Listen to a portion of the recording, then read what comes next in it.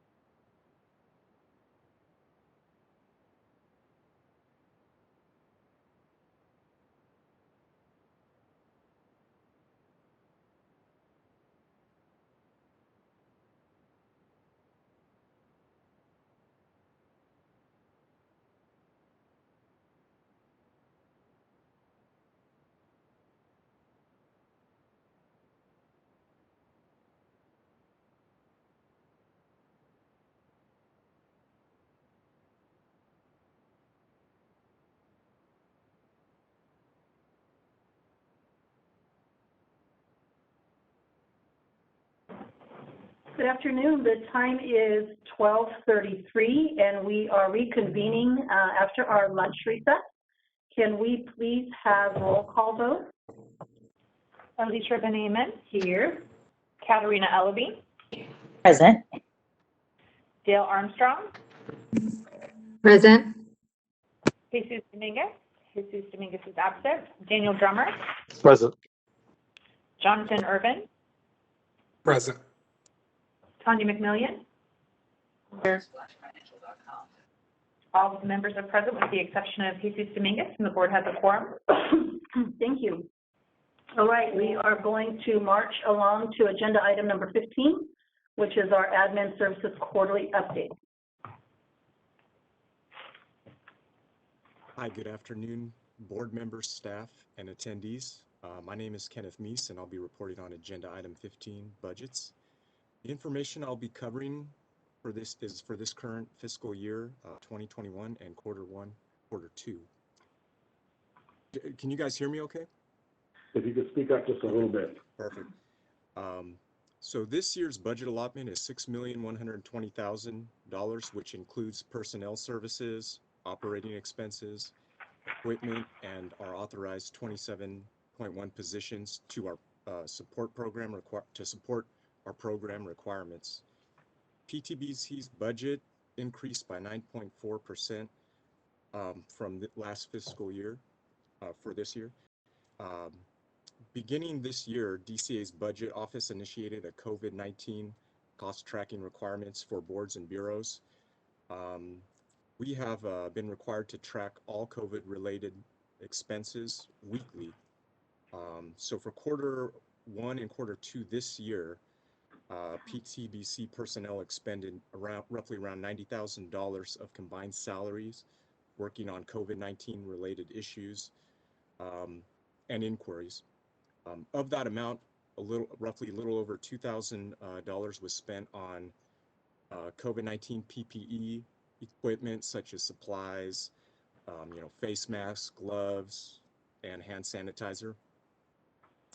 And also too, I'd really like to thank Sarah Hinkle and Bikram Dalali for helping us, definitely being a good resource for the board to go to for budget inquiries. As far as the expenditure report for quarter 1, PTBC's expenditures have increased roughly around 37.5% for quarter 1 over last fiscal year.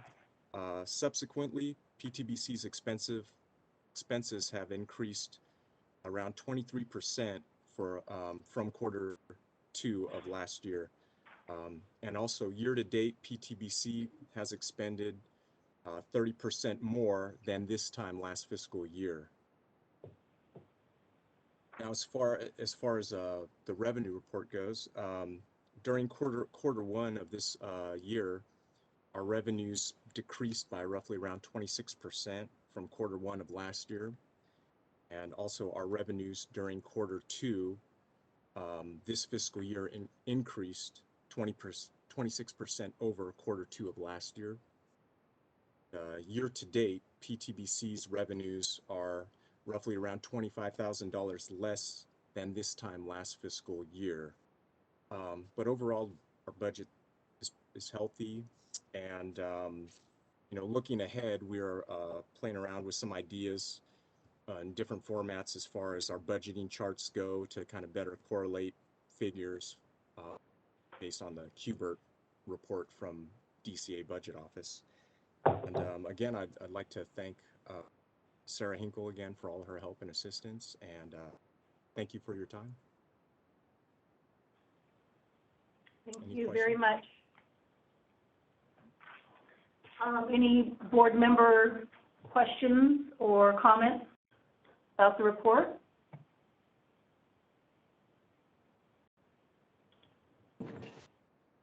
Ken, thank you very much. I would just wondering if there's any thoughts as to why expenditures have grown so much this year over last year. I believe some of it, Jason could probably expound better on this, but I believe some of it's due to our move to our new suite here. That's what I thought, where I thought the answer was going, but thank you very much. Yeah, we certainly have seen an increase in what we would just call capital investments, new equipment, purchasing of cubicle furniture, those kind of things. And then even just capital investments into being able to telework, right? So kind of an increase in basics that you might not really think of on a day-to-day, equipment or supplies that staff might need to work from home. And instead of having them as an example, carry a big old bag of stuff with them from home to work, that we have duplicate sets. So that is I wouldn't say significantly, but that's probably a very good portion of the expenditure increase. The other expenditure increase, I think we should be comfortable in seeing from one year to the next. We're always going to have about a 4% increase in expenditures from last fiscal year to this year, due to things like just salary increases based on merit, union budget, union agreements when it comes to investments into retirement and benefits. Those things increase over time. Where we would normally refer to those as kind of like a cost of living allowance, we talk about a cost of doing business allowance. And so you'll see our projections are always going to, into next fiscal year, say that our expenditures are going to go up in those categories by a very generalized percentage of about 2 to 5%. But again, the majority, I think, could be attributed to the move itself.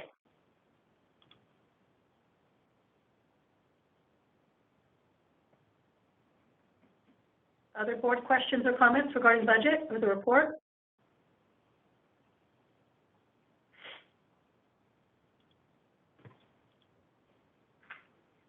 I see in the background section of the briefing paper that, we do have a staff salary directly going to COVID-19 related issues. Was that the contact? No, that wasn't. The next line was the contact tracing. So is that staff member still doing contact tracing? Yes.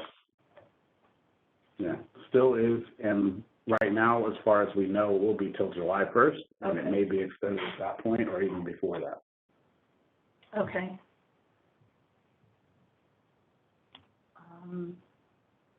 And I see there's the transfer to the general fund. So I think maybe for the purposes of context, for new members, tenure members might remember we had a what we call a general fund loan a few years ago, where we had essentially loaned the general fund a decent portion of money out of the PT fund, and to have that loan to be repaid at such time as we may need it. We got that loan back, and it put us in a good fund condition position. With the global pandemic and COVID-19, there was a need again for the general fund to kind of dip into some of the special fund revenues and take loans. And you'll see in ours, I believe it's about $380,000. So we have loaned some money to the general fund, and the repayment is pending those same kind of current situations. We won't really get that money back till such time as it is needed or the board is in jeopardy of insolvency. So, or such time as the coffers can afford to pay it back.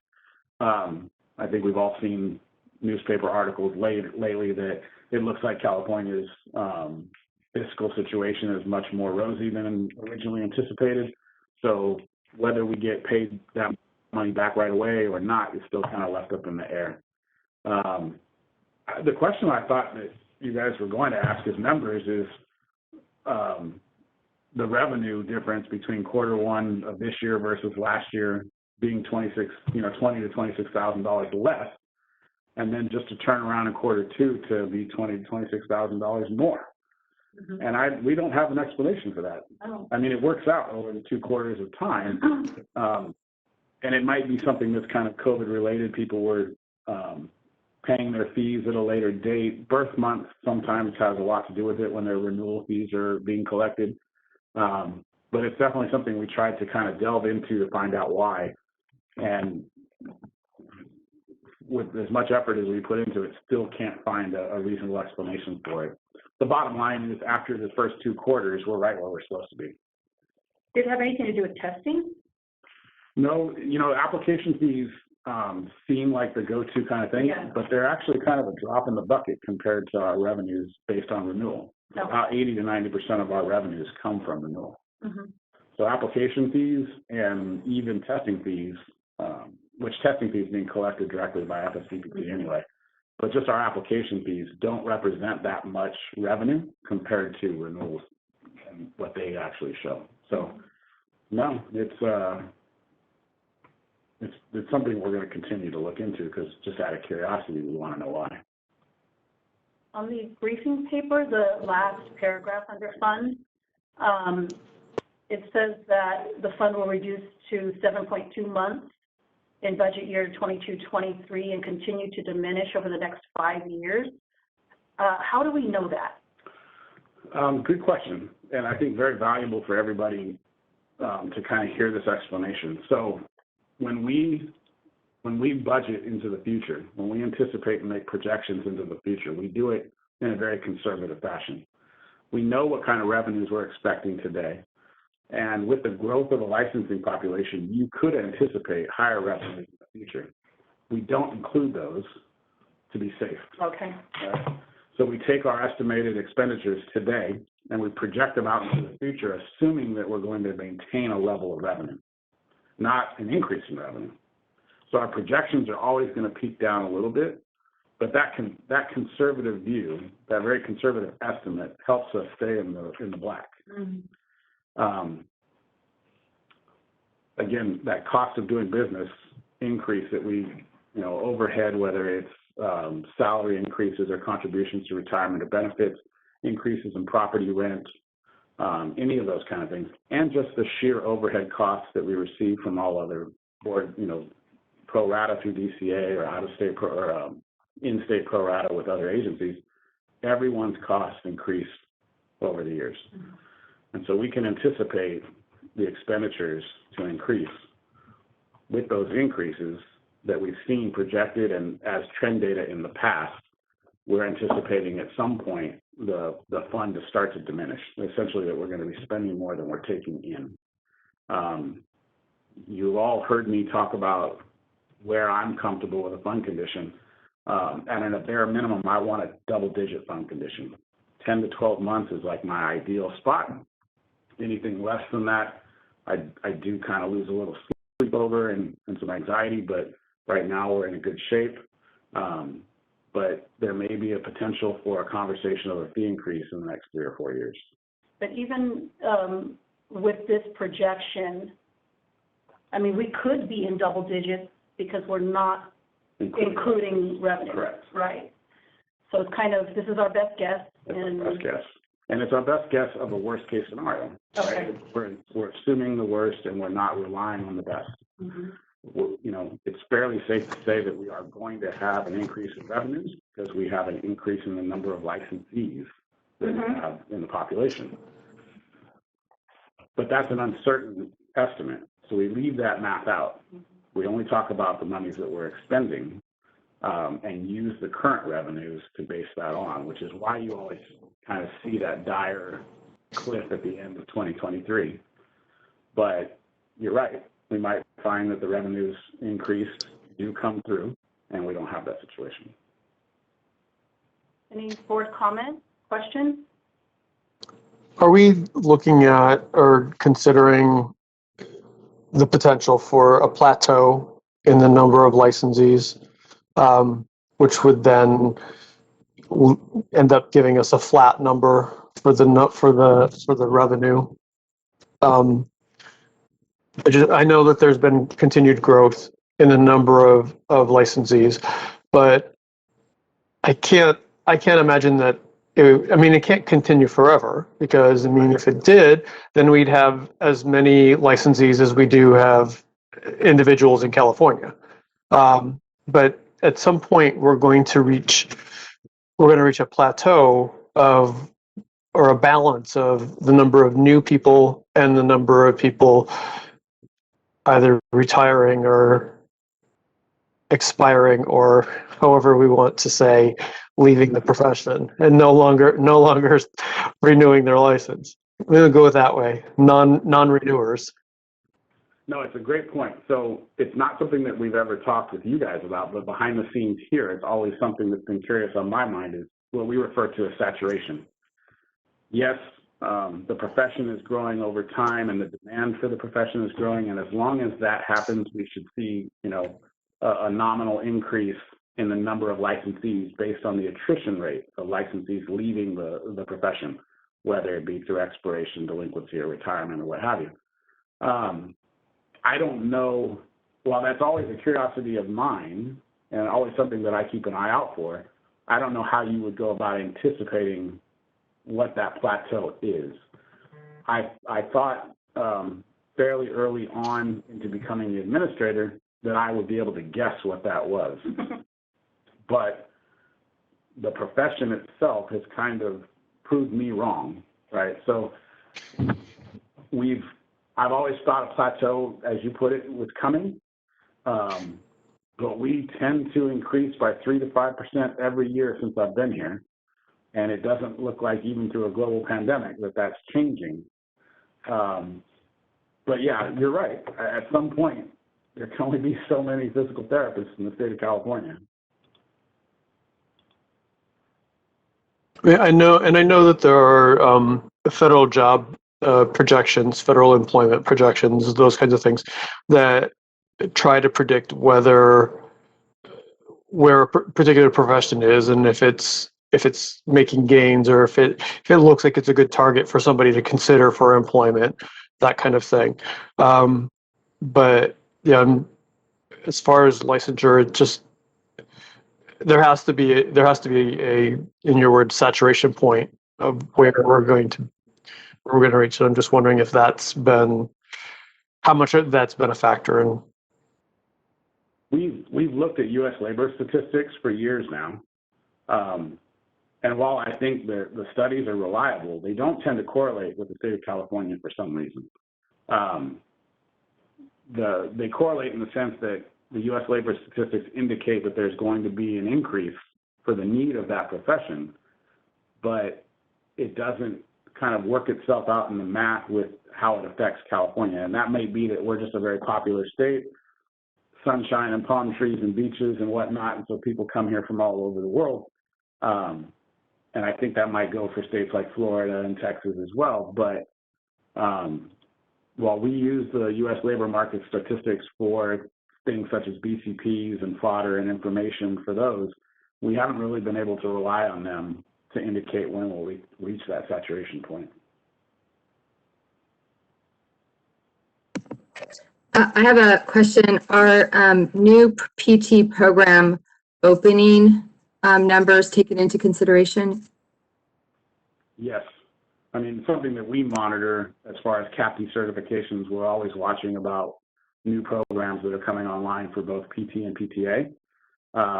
But again, I don't know that it's kind of a nice to know, but I don't think it leads us to any kind of discernible outcome when it comes to that saturation point.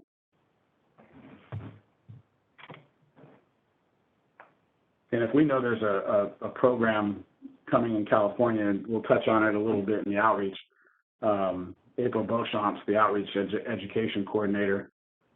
You could bet we're probably going to be scheduled to do an outreach, event for them within the first year of their graduating class. So.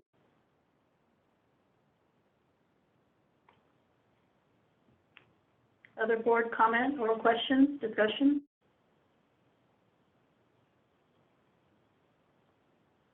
I know that there had been inquiries about what the information from Fiscal would look like.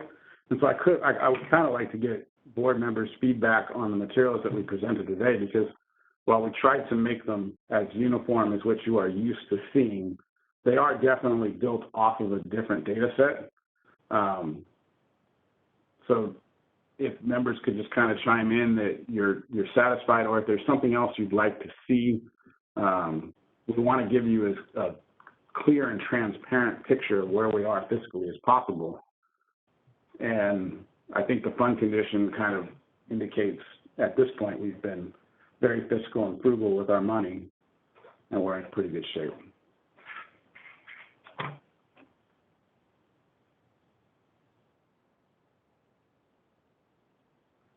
This specific chart, Jason? So as Ken alluded to, we provided pie charts and line charts that are in addition to the normal materials, but even the normal budget display, Yes. where you can definitely see the total revenues indicated in bottom line. If you'll notice, a lot of the line items have changed or moved around, renamed. But again, there's very little red. We're pretty in balance when it comes to if it's budgeted, we spend within that budget. But if there's something in particular that members would like to see, more, if it's possible and we can do it, we'll certainly try.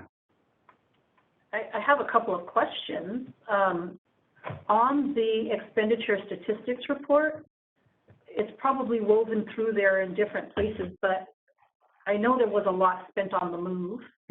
So where am I seeing that on this sheet? Excellent question, because you wouldn't see it here. If you remember, over the last 3 fiscal years, we've taken what we would normally call a reversion, or money that was unspent, and we put it in what we call an architectural revolving fund, or an ARF. Yes. And so we have essentially set that money aside for a rainy day, which was our move.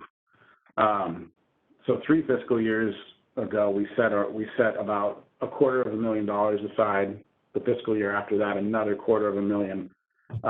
And then just this last fiscal year, about another $100,000. So between $600,000 and $650,000 set in just the architectural fund. Those monies were spent directly towards the move when it comes to the purchasing of cubicle furniture, lease negotiations, those kind of things. So you won't see that reflected in this year's budget because essentially we paid for the move starting 3 fiscal years ago. We didn't go over? We didn't. Sorry for the gas. So I thought we would. Well, it depends on what you mean by go over. Yeah. We went over the ARF, Yes. but we did not go over our expended budgets for the last 3 fiscal years. Okay. So even this year, we anticipate a reversion to go back into the fund, essentially that we did not spend as much as we were budgeted for. Part of those monies that are going to be reverted, a small portion of it will go towards the move that was not covered by the ARF. Okay. So we're thinking about $700,000 total, but we'll see. That's when we were kind of talking earlier about the move itself, and I said we're about 85%, but I could reassess at any point. There's still a lot of small things around the suite that are still not done when it comes to IT or lighting or heat and air or paint, carpet touch-ups, those kind of things. When you move into a new area, you have what's called a punch walk or a punch list, that essentially the lessor and the lessee agree, I'm taking the keys, and there's nothing else that goes with it than the normal expectation. We haven't done that yet because there's still a lot of things that we're not satisfied with yet as part of that lessor agreement. And with that, not all of the invoices have come through either. So there still may be some additional expenses. We're keeping an eye on that. And like I said, we still anticipate the move costs to be about $700,000 in total, which if you remember a few years ago, we were talking about 1.2. Yes, I do remember. That's like gas. Yeah. Yeah. Well, we did a pretty good job at keeping costs in check. Okay. Thank you. Any board member question or comment regarding that item? This is Daniel, Madam President. I just have a question, Ken or Jason, about the actual the printing itself of the report, the items descriptions that are in red. I'm just wondering why are they being called out in red when their line items aren't necessarily red, or their budget items aren't red. For example, I'm looking at Office of Information Services, Administrative Services Division. I believe that was part of the line item kind of consolidation that we work with the budget office as far as a lot of their Qbert report. It's kind of the line items we had to kind of change what they were, so they were just kind of highlighted on ones that we changed. As far as that, it just consolidated some line items on past reports into those line items. Those are just highlighted. It's not that we're in red in those. But. Well, so there's a couple different ones. As it pertains to the Office of Information Services, we have overexpended that particular line item, Right. which is why it's in red. But the Administrative Services Division and the Information Technology are not. And so I'll have to look at, that might have just been a formatting error.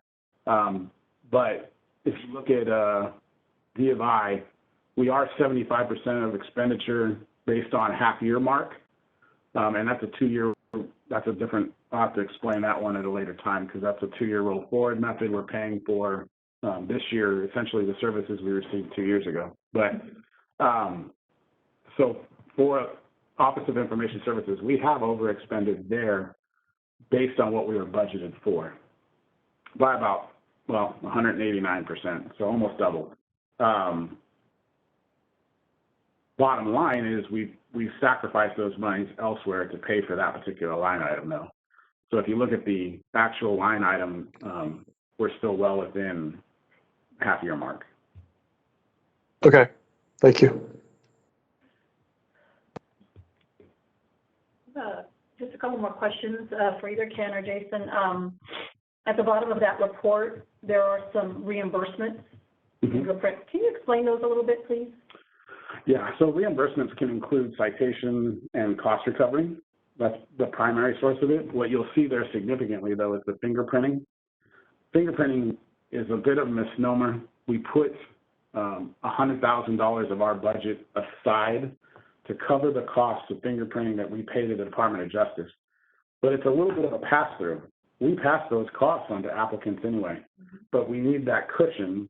Should applicants not pay their bills in time for us to pay the Department of Justice, we have that $99,000 cushion. Mm-hmm. And it's built into our budget every year. But for the rest of reimbursements, it really does come down to revenues received as a result of cost recovery from disciplinary orders or fines associated with citations. Okay. Thank you. And then with temp help at the top, I know in the past you've said we like to kind of look at 3 years or, you know, see how we want to adjust after a certain amount of time. I know we've got some new positions that we have filled and we're filling. Any projections on how much temp help we might still need and if we might want to adjust that budget line? You're probably never going to hear from me to be a proponent to adjust that item. Okay. So for me, temp help is just that. It's temporary. And so you should not budget in advance for a temporary help situation. You should have to pay those costs by sacrificing somewhere else to do it. We do that quite frequently. Mm-hmm. Anytime that we hire a limited term position or we bring in seasonal clerks or student assistants or something like that, where we have to do that under the temp help line item or even permanent intermittent employees. We should only be doing that temporarily. If we put $100,000 in the temporary help, it's not very temporary at that point. Yeah. You're budgeting for it. So I'm always going to ask that still be zero. Thank you. Okay. Other board member questions, comments about the budget or the presentation? The budget?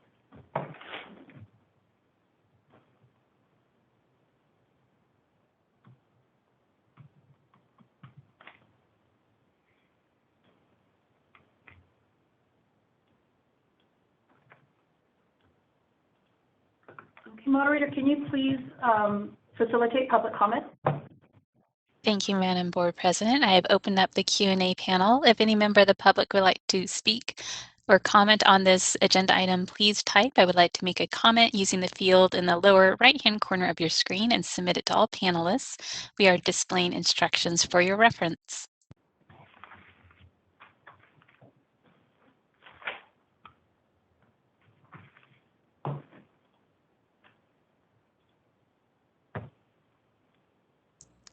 This is a moderator. I see no request for public comment at this time. Would you like me to close the Q&A panel? Yes, please. Thank you. You're welcome. Ken, thank you very much for your report.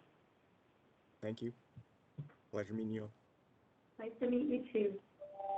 Okay, agenda item number 16, Application services, quarterly update. We still have one more Oh, report under sorry. applicant services. I moved forward too quick again.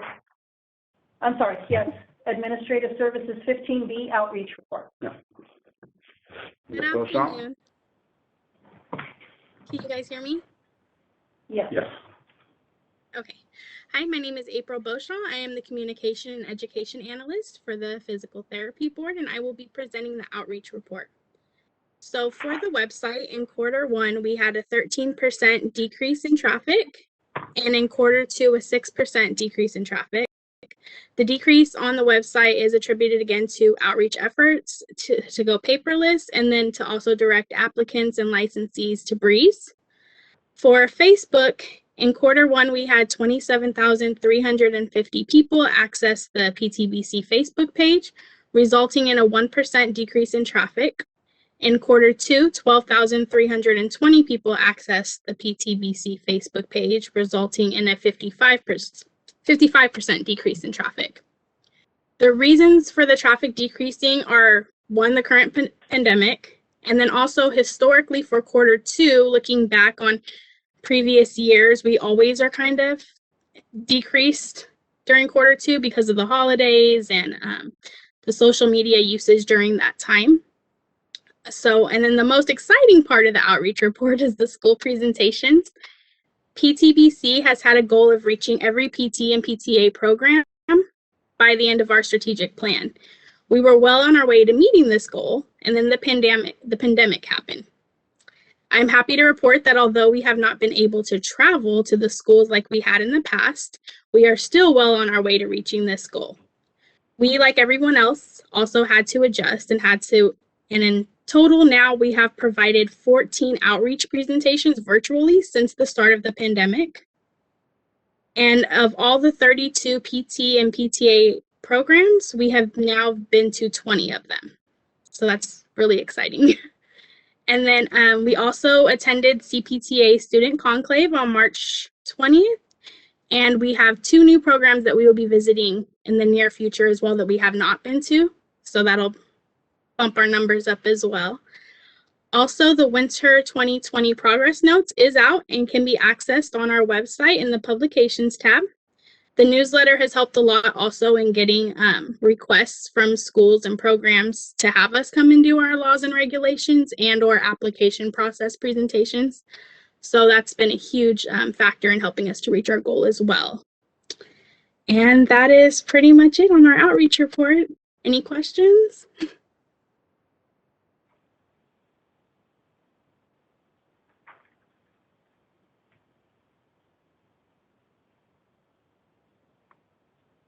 I don't hear anything from board members. April, just anecdotally, I was with another professional physical therapy group within the last couple of weeks, and we were talking about getting social media up for our group, and one of them said, well, who does it for the PTBC, because they do a great job. And so I wanted to make sure to pass that on to you, to let you know that, you know, the professional physical therapists out there, they're paying attention to our social media presence. So good job on that. Thank you. Any other board member comment or questions?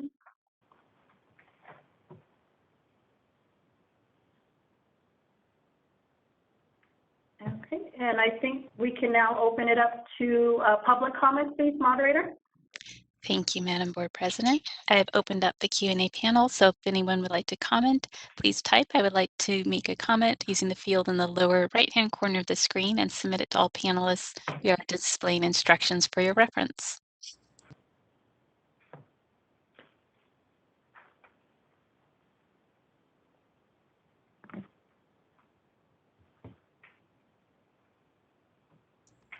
This is the moderator. I see no request for public comment at this time. Shall I close the Q&A panel? Yes, thank you. You're welcome. All right. Madam President? Yes. I had a question. I'm wondering if we've had any progress, any move towards taking over the management of the website. Oh, yes, that's a good question. No. Thank you for that answer. There was a want and desire from staff to become our own webmasters, and we did have conversations with the Department of Consumer Affairs heading in that direction. As web pages have become a little bit more complex, we've realized that in the event that we ever do become our own webmasters, we will probably have to hire somebody who is very familiar with current technology when it comes to webmastering. So DCA is going to continue to be the webmaster. We do have and are on the list, I think I've said that a couple times before, to have our website revamped with a new template and a new look. Kind of a funny story, and I don't mean to put April on the spot, but she won't admit to it or tell you. Anytime that her statistics reflect in the negative for traffic or flow on the website, she takes it almost personally. And if anything, one of the things that I try to tell her and that I would share with you as members is, as your website becomes more efficient, as you eliminate more clicks to go from one page to another, your traffic measurably is going to go down. It doesn't necessarily mean that the stakeholders' ability to take the information in is going down. Another way to look at it is, if I wanted to artificially stimulate that particular stat, I would make the website overly complex, because people would be forced to navigate from one page to another just to get the content that they need, and our stats would look better. So when I see traffic going down, I probably see it with rose lenses. I actually see that as a combination of a couple things: efficiencies that we're making to the website kick in, and then also just the stakeholders are getting information early on, at least for the applicant stage. You know, going to outreach and doing virtual presentations for the schools is making the application process a little bit more understandable, which means the outcome is less, you know, clicking from one area to another. They know right where to go.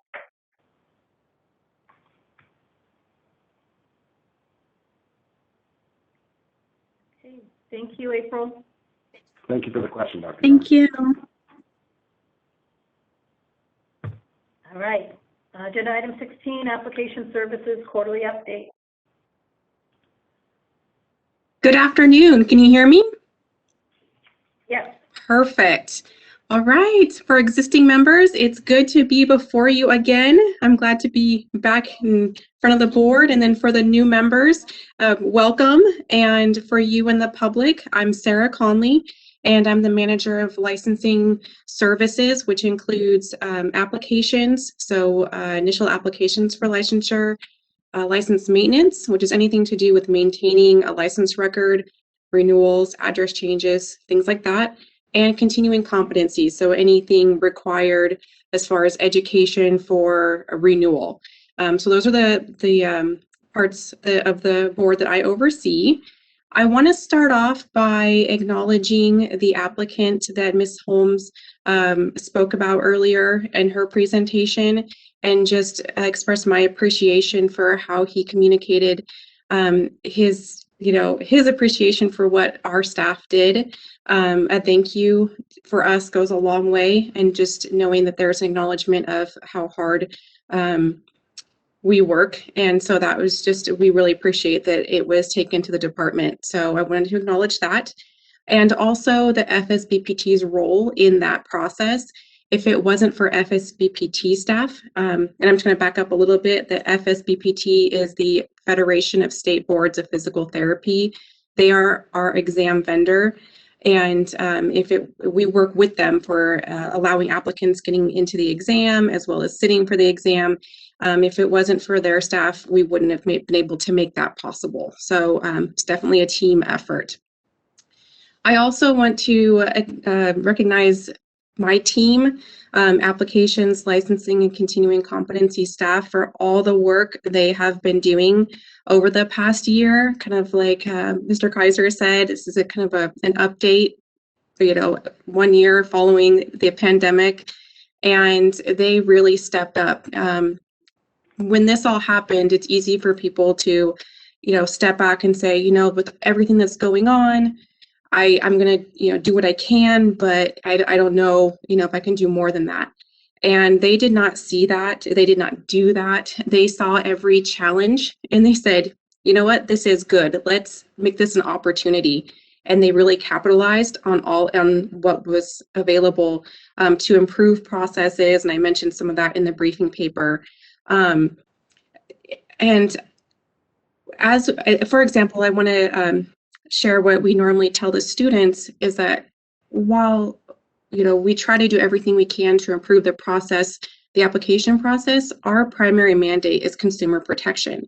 And so while we try to help them as much as we can, if it takes longer to verify information or make sure we need to check something to make sure the applicants are minimally competent and safe to practice on consumers, then we will. But the applications team did not fall back on that, just meeting the primary mandate. They, along with the licensing staff and continuing comp staff, tried to still make things better and streamline and accommodate applicants and licensees as much as they possibly could. So I just wanted to acknowledge all of that. And they did all of that even not being fully staffed. So as reported in the admin update, we are working to finalize the recruitment process for a few positions within the applications unit. One of them being the military endorsement analyst, and that analyst would be specifically assigned to applications for members of the military and those applying by endorsement, which means they already hold a valid license in another state. And that kind of goes along the lines of with the legislative report with AB 107, we're really trying to do what we can internally to streamline processes and not require legislative change, but just what can we do on the lowest level to make this process easier for these individuals while still maintaining the highest level of consumer protection on our end. So we will have a person designated to those applications. And like I said, that is almost complete. The other position is a technician to support the applications program. And so we're continuing to work on that. As mentioned in the briefing paper, we did have another analyst join us as we had the opportunity to get some assistance from another board, and so or commission in this case. And so she's been assisting, it's Alma Amaya, and she's been assisting us, which has been helpful in the absence of our other analyst who's been assigned to contact tracing. And as mentioned earlier, that is scheduled to go through the end of June, but we'll see if there's any update as we get closer. So you can see that in the data that's been provided, just a demonstration of what I've been talking about. If you look at initial licenses issued, there hasn't been a decrease. Staff continue to work at routinely. There hasn't been a huge impact with the pandemic. We did have some things earlier on to consider with the exam, but ffcpt worked to get access to applicants. So there really hasn't been too much carryover from initial issues. Everything's business as usual for us as far as processing applications, with the exception of always trying to innovate the process. Let's see.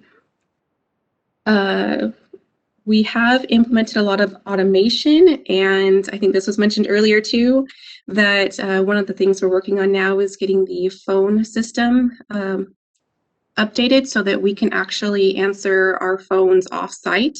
So that will make the applications program completely functional from any location, whether it be teleworking or in the office.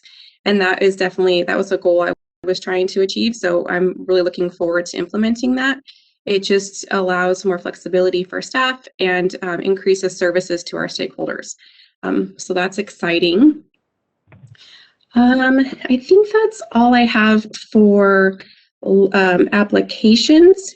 I can stop for questions on the applications program right now before I move on to licensing, if you'd like. Yes, I think that's a good idea. Board members, any questions or comments? Hi, Sarah. Good to see you. You too. Hello. Quick question. So you guys can answer the phones off-site. So what happens when folks are calling you and it's 8 p.m. in the evening? So we will adjust the system will shut off, so that will not happen. So it would only be during business hours. Yes. Cool. Mm-hmm. Good looking out, Ms. McMillian. I appreciate that. So, Sarah, I guess piggybacking on Ms. McMillion's question, is there someone assigned like daily to answer the phones then, since you're kind of, some of the crew is here and some of them are at home? Yeah, so we do have a rotation as far as schedules for staff, and then whoever's in the office at this point will answer the phone, and then staff can receive calls at home, just not through our main line. So we do need someone on site to answer that line, but then it can be distributed to whoever is the appropriate person. And they can receive those calls currently at home. We're just trying to improve that, and by adding the main line as well. Fantastic. I see in the bottom of your briefing report that 95% of applications are online, which is fantastic. Yes. As far as the 5% who are not, is that usually from certain programs or just people who prefer a paper application? Exactly. Thank you for bringing that up, because that is a huge highlight, and that was all primarily due to our outreach. So thank you for everyone that participates in the outreach program, because that has been huge, because we do not require that it's online. And for those that don't, there has been some programs that have taken longer to get on board. California programs have taken longer to get on board with submitting their applications online, and we've been working with them. The other are applicants who graduated from a non-accredited program located outside the U.S., which are foreign educated, and they sometimes prefer to do a paper application. Do you think that there will ever be a 100%, or do you think there'll probably always be a handful who wants to do paper? I think we can get there. We may end up with a couple, here and there, but I think we're well on our way to definitely get 99.5% for sure, if not 100. Fantastic. Other board member comment or questions regarding the applications update?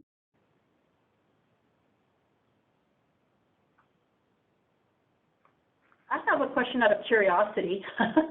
For the national statistics, like for the jurisprudence exam, where do we get those stats from? Do we get those from ffcpt? Yeah, they're a little bit misleading. They actually provide those to us. So ffcpt does provide us those statistics, but not all states actually have a jurisprudence exam, and then jurisprudence exams vary amongst those states that do.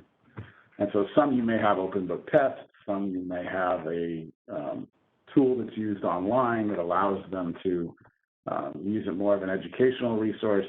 So that statistic is a little bit useless, kind of. I mean, so our jurisprudence exam is a fairly straightforward, secure, knowledge-based exam. We're still in the process of trying to move towards the California Law Exam JAM, Juris Assessment Module, with ffcpt. But that particular statistic I've always kind of taken with a grain of salt. I mean, it doesn't, on a national level, it doesn't mean much compared to other states, because it's like comparing apples to oranges. So for those states that are using the ffcpt JAM, are they captured in this report? They are. They are. And so if we go to the JAM, yep, will still be captured in that report. Yes. Okay. But it still won't mean much, Yeah. because each state gives their exams different ways. Yeah. And so trying to compare the passing rate of a jurisprudence exam from one state to another is a little bit of a misnomer. So really looking at our own state's history Yeah. is the best indicator. Yeah, from one year to another. Okay, thank you. Other board comment or questions? And since licensing is a separate agenda item, I'd like to ask the moderator to facilitate public comment on the application services quarterly update, please. Thank you, Madam Board President. I have opened up the Q&A panel. If anyone would like to make a comment, please type "I would like to make a comment" and submit it to all panelists. We are displaying instructions for your reference.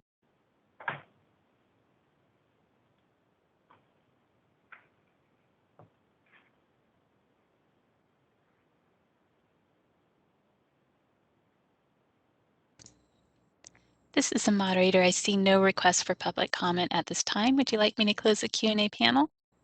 Yes, please. Thank you. You're welcome. Okay, agenda item 17, licensing services quarterly update. All right, I don't have a lot for licensing, except for, as I mentioned in the briefing paper, we are moving more towards reconciliation rather than processing. And what that means is with all of the automated processes we have with Breeze, online renewal, online address changes, online requests in general, licensees can often process their own requests if everything meets the requirements in the system. So that allows our licensing team to work on issues that can't be resolved. So maybe there's a hold on the record, maybe there's some information that we need for the licensee before that request can be processed. We can resolve those when if a licensee calls in. An example of this right now actually is returned wall certificates, because we're no longer issuing the pocket licenses.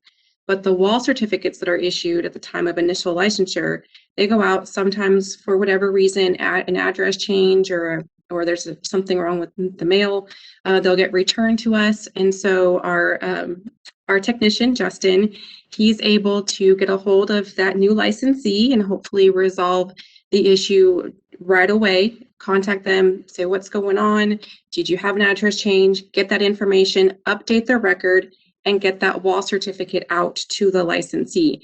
It's helpful for both the licensee to get their information, but also for us because we can have a timely resolution. We get the information we need, and the licensee gets what they need. So it's been really really nice to have that opportunity. Otherwise, everything seems to be going very smooth. Fantastic. Any board member questions or comments on the briefing paper for licensing or the report?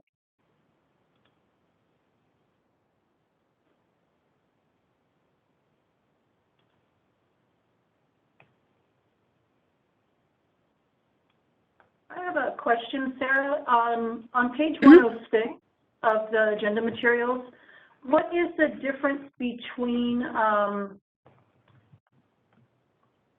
this report and I think it's 17B, if I'm looking at that right?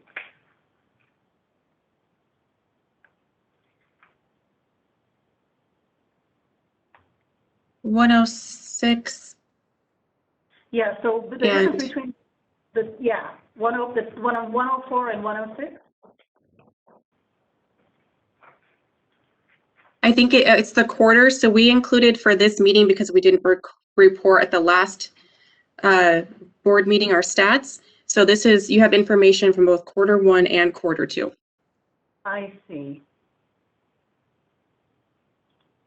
Okay, yep, thank you.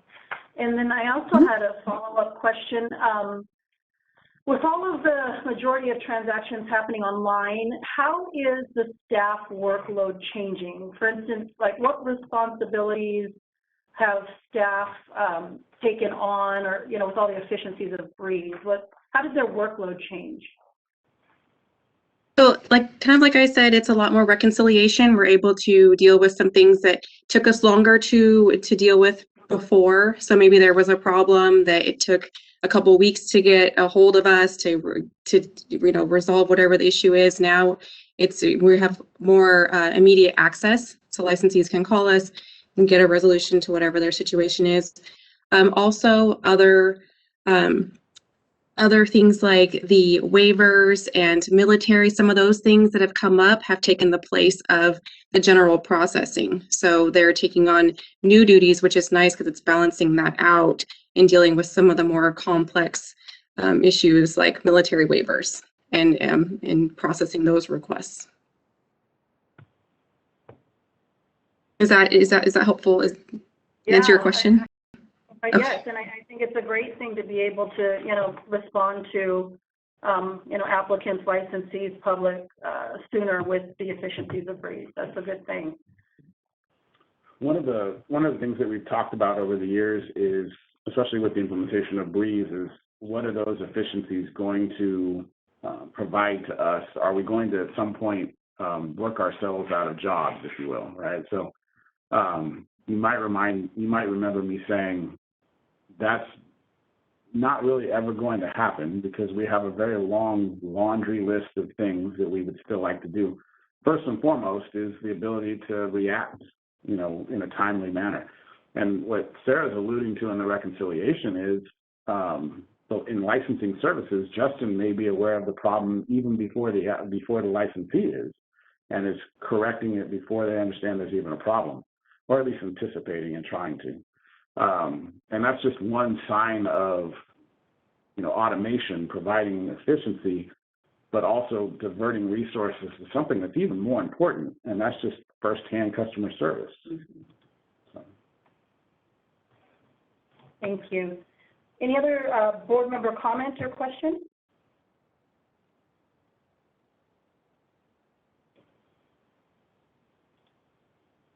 And moderator, can you please facilitate public comment? Thank you, Madam Board President. I've opened up the Q&A panel. If you would like to make a comment, please type "I would like to make a comment" using the field in the lower right-hand corner of your screen and submit it to all panelists. We are displaying instructions for your reference.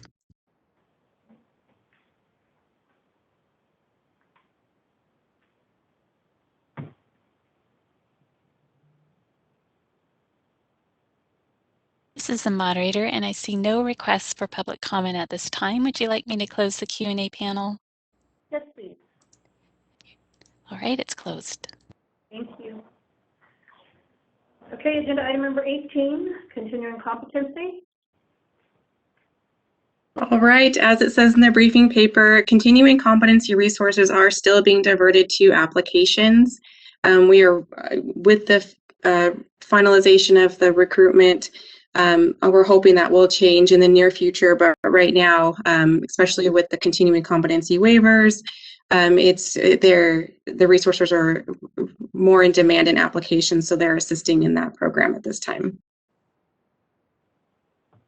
Thank you. Board member comments or discussion?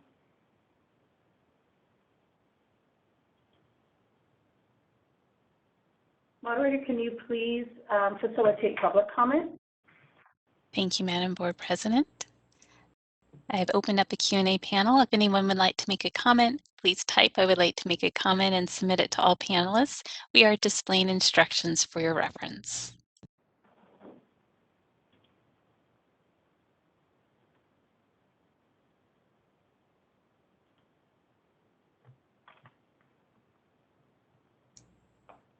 This is the moderator. I see no requests for public comment. Shall I close the Q&A panel? Yes, please. Thank you. You're welcome. I have a couple of things. Can I add? Yes. Okay. They didn't really fall in, well, I guess I could have done them under licensing, but I just have a couple other items I wanted to mention. Part of, I guess, licensing is providing information to the public. It's called public records request. And just recently with Jason and Vincent, they came up with an idea to make that process more efficient and get all of the information that is being requested by the public. It's actually to create a report using our reporting system so that we can very quickly pull the information out of Breeze, our current system, to provide to the requester. So I just want to mention that it's a short acknowledgement, but it actually represents a lot of work and ingenuity in bringing that together. So thank you to them. I really appreciate it. And with the move to electronic processing, there's not a lot of paper anymore. And so we need to get that data collected out of the system, and this is an efficient way to do it. The other thing I wanted to mention was I did participate in the Enlightening project that DCA has put together, and it's named appropriately. It was very enlightening, and I really appreciated being a part of it. I think we can all learn a lot from going through these different processes, and I look forward to more sessions. And that's it. Thank you very much, Sarah. Mm-hmm. And thank you, Jason and Vincent, for finding that efficiency and pulling out reports. We're happy to do it for Sarah. Whatever we can do to make Sarah happy. Okay, agenda item number 19, Consumer Protection Services Quarterly Update.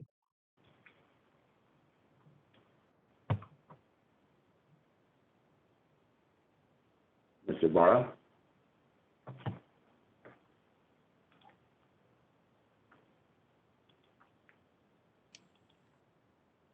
I'm sorry, I thought Christy was going to be presenting here. Oh. I hear her talking back there.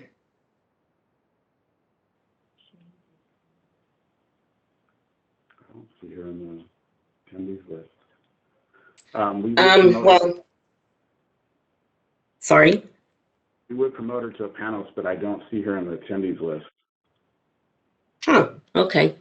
So with the CPS program, enforcement staff continue to work, telework, and a couple of days in the office.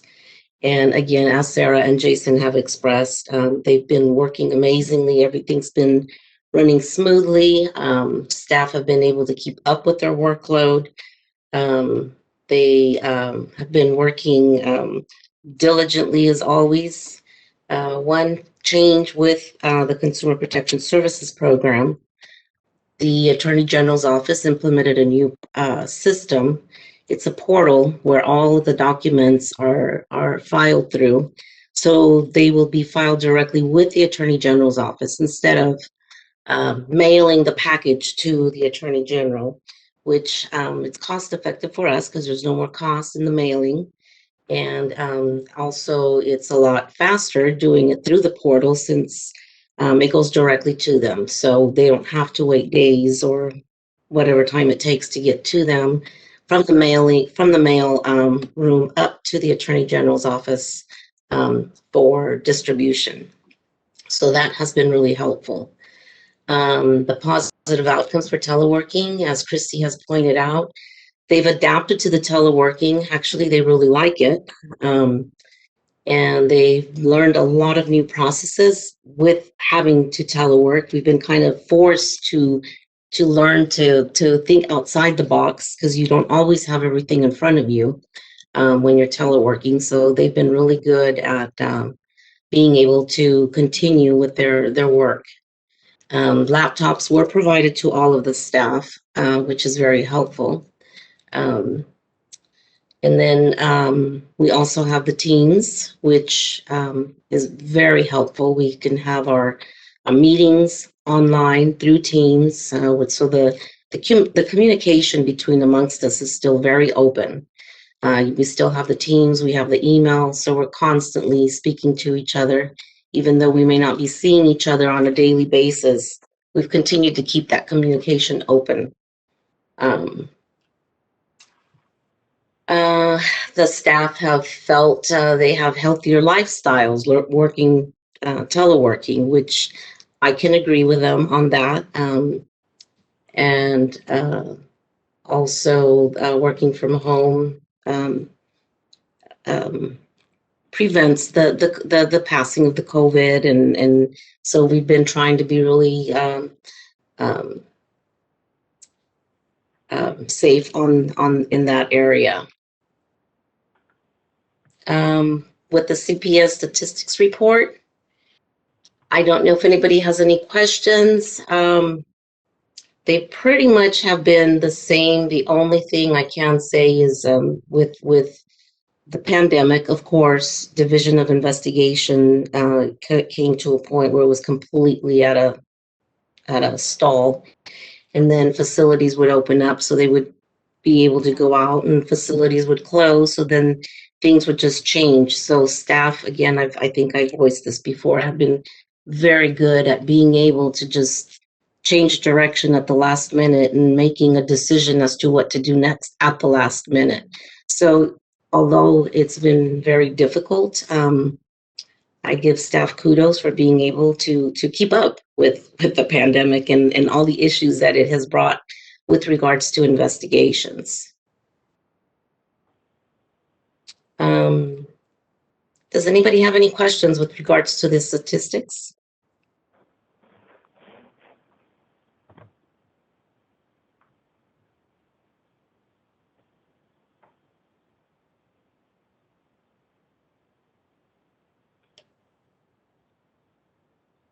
I'm hearing none. Elsa, you did say that there was a switch in the AG's office and going electronically? Yes. And so that has sped things up a little bit, correct? It has a bit. It makes it easier for staff. Now they're not having to make all, the copies, Xeroxing all of these documents. So, and again, I think the important part is we don't have to worry about documents getting lost in the mail or any delays in the mailing, because it's going directly to the AG's office through this portal. Has that changed anything for the performance measures? I can't say that it would. I think mostly it's just a convenience, big convenience for staff. But I don't think that it would affect the stats that much. I guess I would add, kind of anecdotally, that I think it could affect performance measures for some DAGs and maybe for some not. So some are very good with it and find it to be convenient in the sense that we could send them something today, and typically we may not hear back from them because you have the time that it takes for that to process through the normal U.S. mail and get to them, and then they have to open it and go through their mail process, and now we're just digitally dropping it in a secure mailbox where they can retrieve it, and then we get it back in a couple of days. So there you're seeing sometimes 2 and 3 weeks just shaved off for just the U.S. mail process. And I don't know that I can do this much justice, but imagine when we say that we're sending a case to the Attorney General's office, sometimes that case can be, 2 and 3 file boxes for a single case. And so printing that out, putting it together, and mailing it over to the AG is one, labor intensive, but also, transport and mail costs and those kind of things. Being able to just scan it into a PDF format and drop it in a secure data portal for them to retrieve it seems like something that's such a no-brainer, right? But it's one of those things where COVID-19 forced us to do something different. And in this particular circumstance, it was the Department of Justice that came to us and said, we don't want to receive any more mailed materials. Here's a data portal instead, which we've been asking for years, but they're attorneys and lawyers, no offense to counsel seated, but they like paper and they want hard copies of things and wet signatures and what have you. So COVID-19 has definitely done that. But there are, I'm sure that there are some old-time DAGs that would prefer their paper. And so once they receive it digitally, maybe they're printing it out, maybe they're reviewing it that way. And so for some, definitely an effect, and for some others. In the performance measures themselves, if anything, maybe one is canceling out another. And then taking into consideration delays with the Division of Investigation. If we're going to realize efficiencies through the data portal, it gets sucked up by that. So the total outcome, we're not seeing much yet, but we might over time. That'll be interesting to see. Any other board comments or discussions?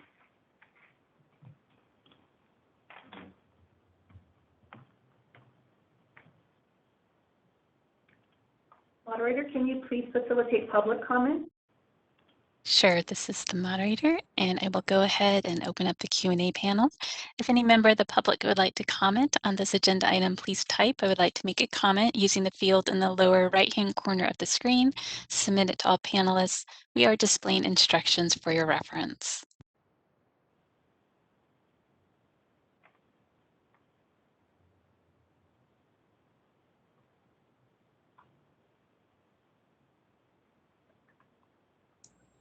This is the moderator. I see no requests for public comment at this time. Would you like me to close the Q&A panel?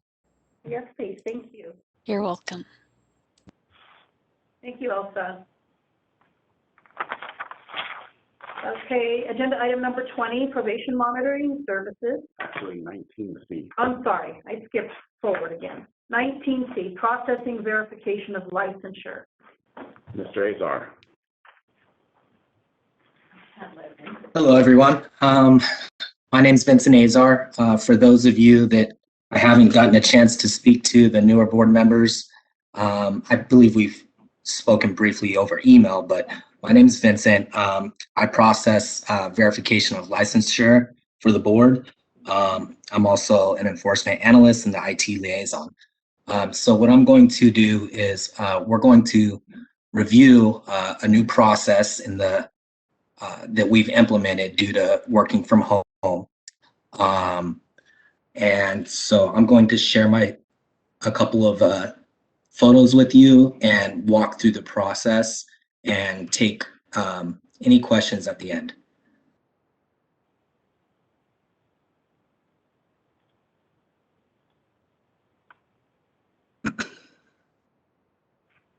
All right, so this is a process for currently that we've implemented for submitting a verification of licensure to be for a letter to be sent to another regulating agency.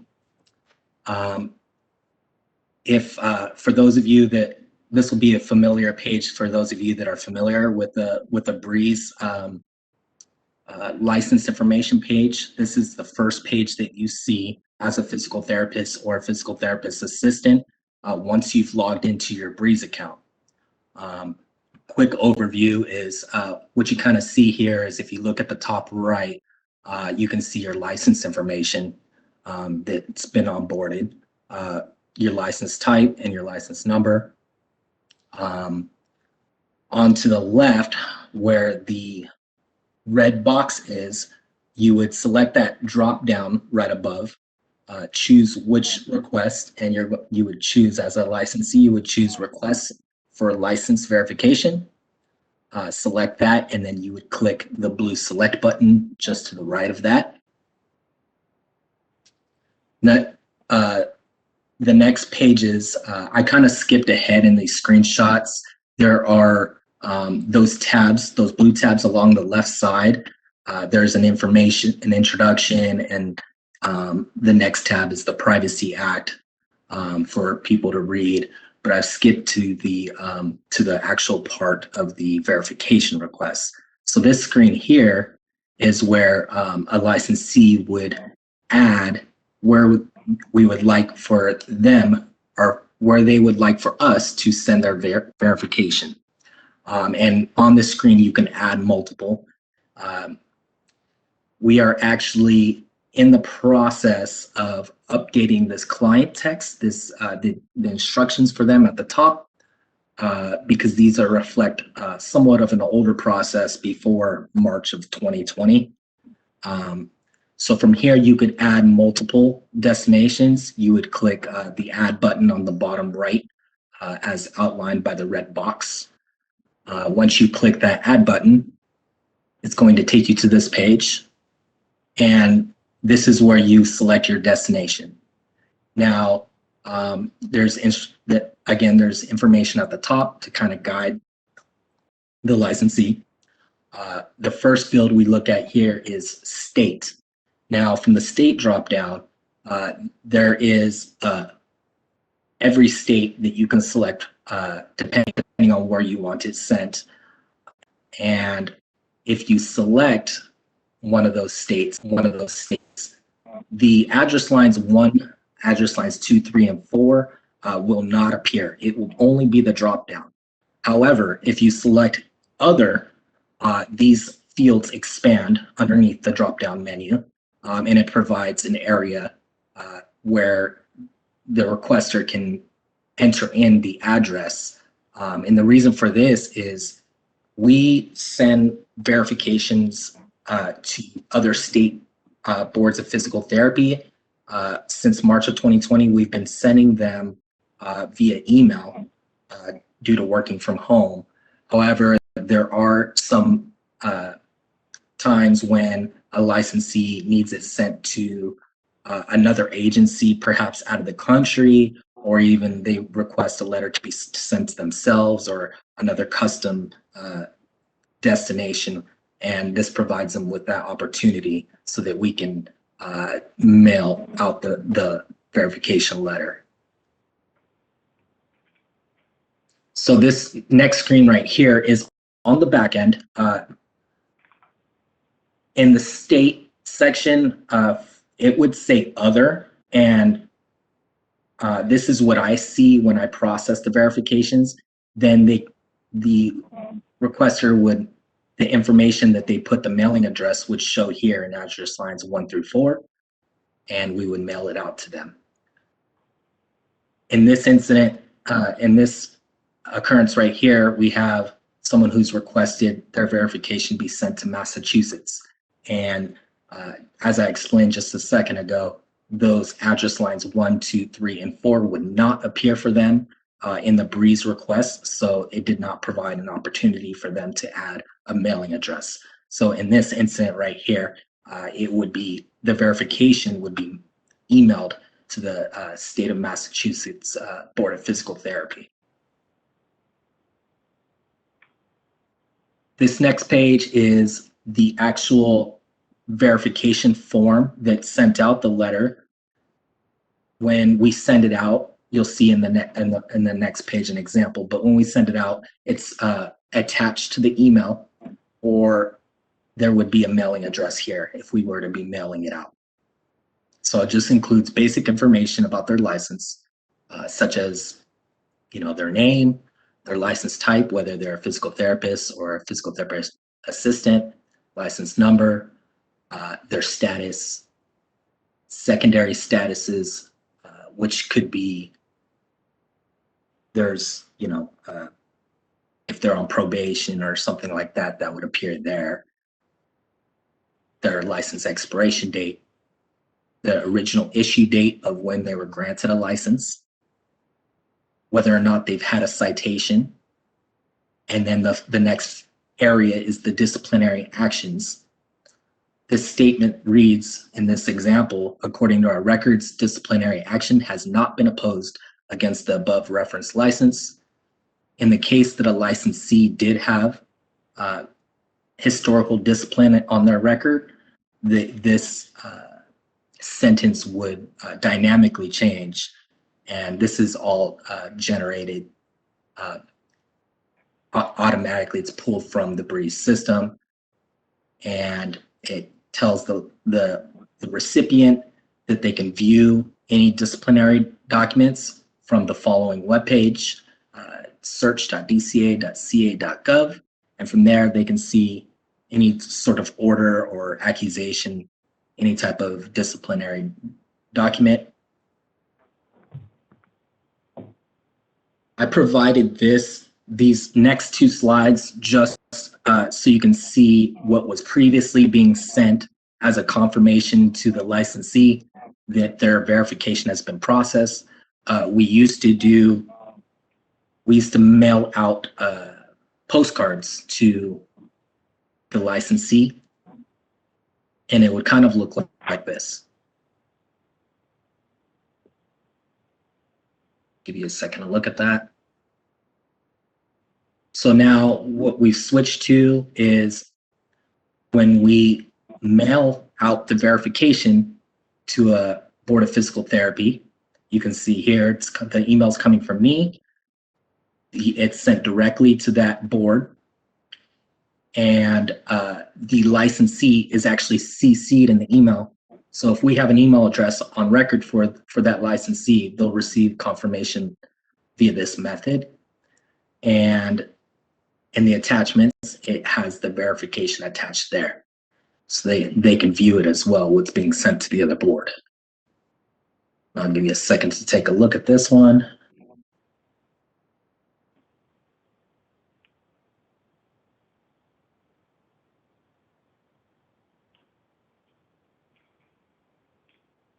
And that's actually, that is actually my last slides. So I kind of like to elaborate on the process. I do believe that this was a good step to further streamline our process to send out verifications to other boards. Doing it this way, being generated from this system, it reduces opportunities for further human error. As you know, we're all susceptible to human error. Key data entries, and one of the benefits, the biggest benefit doing it this way, emailing, is essentially the other state board is instantaneously receiving that verification of licensure, and at the same time, the licensee is CC'd on that email, so they're directly seeing that it's being sent to that other board. Another key benefit here is much faster processing times. In my experience, licensees requesting this have a lot going on.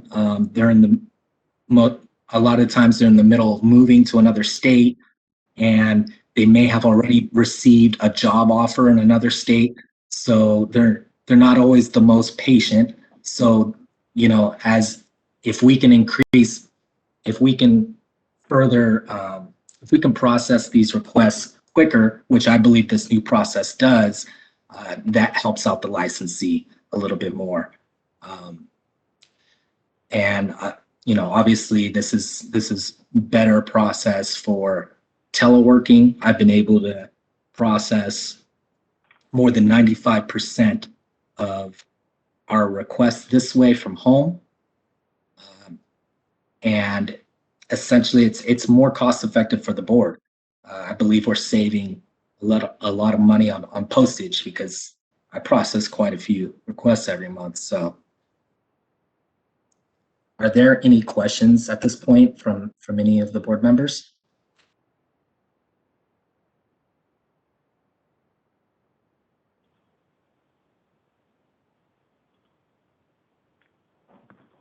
Hi, Vincent. How many of these do you get a month?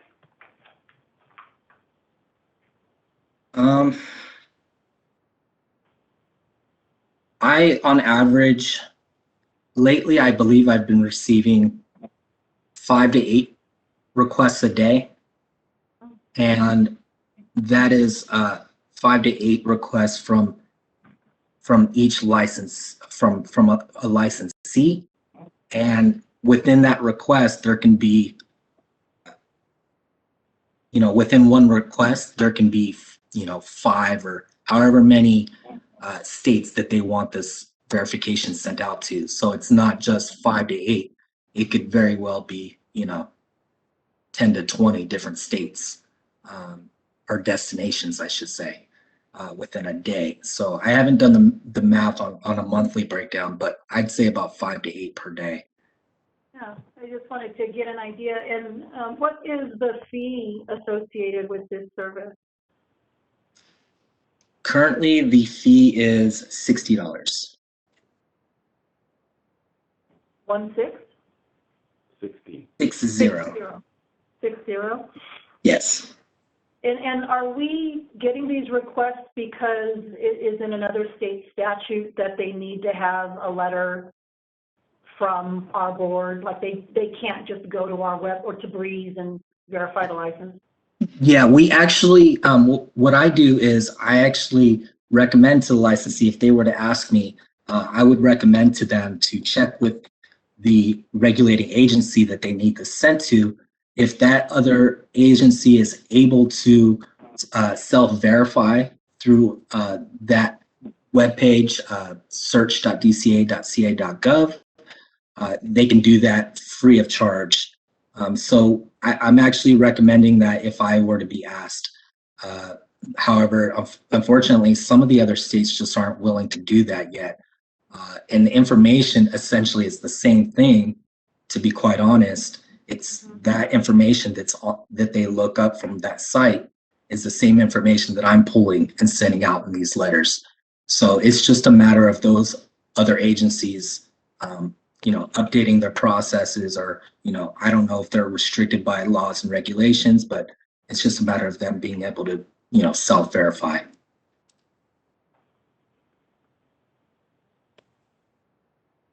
Since you hinted at the question, Vincent, what does California do? What do we do as far as verifying a license?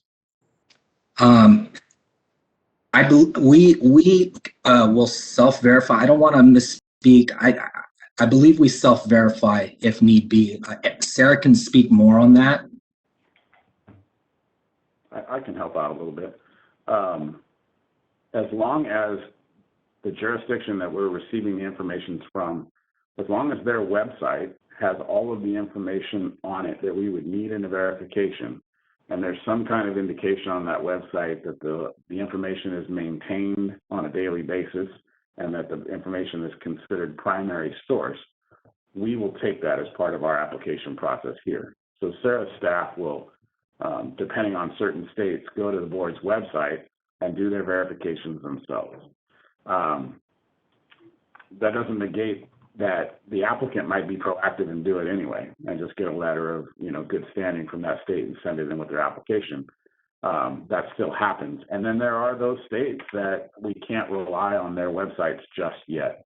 But to the extent that we can, we will.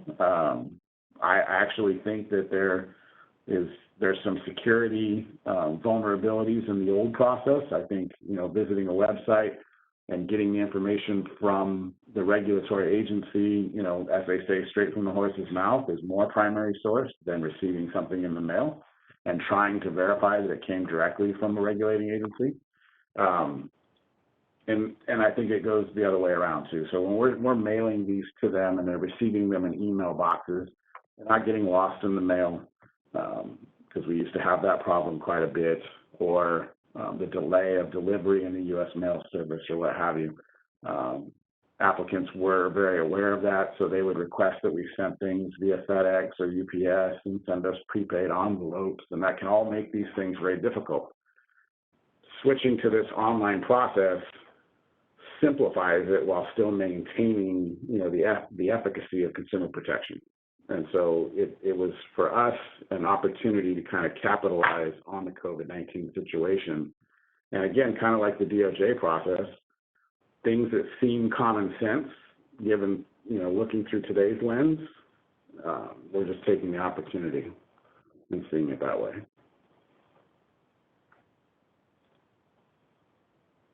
Other board comment or discussion? Yes, I got a question. For the emails that are sent out, is there like a red receipt, or do you require like a confirmation be sent to you to know that it was actually received?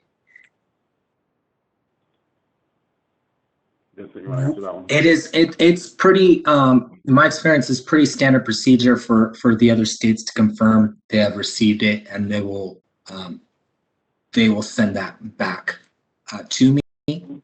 So yeah, there's that. The other thing to consider with that question is, the majority of these requests are going to the same, 53 different jurisdiction email boxes.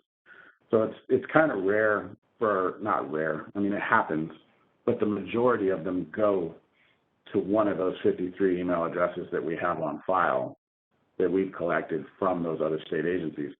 Once in a while, you'll have an applicant, or a licensee ask for an endorsement to go to an employer or an insurance company or a home staffing agency or something like that. And that's when Vincent was showing you where you have to enter in, where you want it to go, what address information. And so sometimes with those, we don't get follow-up.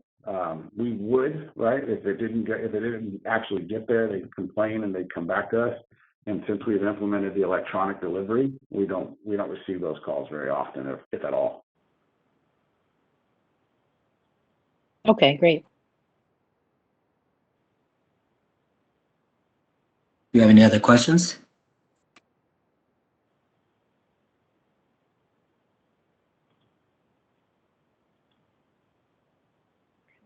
Hearing none. Moderator, can you please facilitate any public comment? Thank you, Madam Board President. I will go ahead and make my co-moderator back to the presenter so we can show our instructions, and then I will open up our Q&A panel.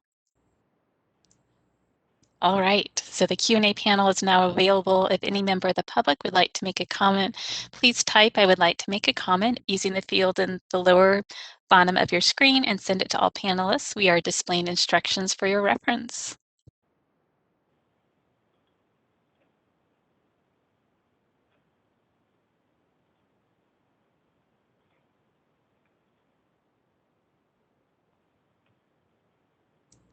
This is the moderator. I see no requests for public comment at this time. Would you like me to close the Q&A panel? Yes, please. Thank you. You're welcome. All right, let's now move to agenda item 20, probation monitoring services for the update.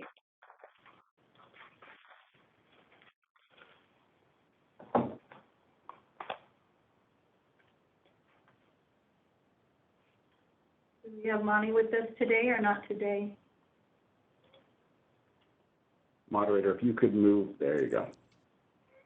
Thank you. Mr. Martin, you are still muted.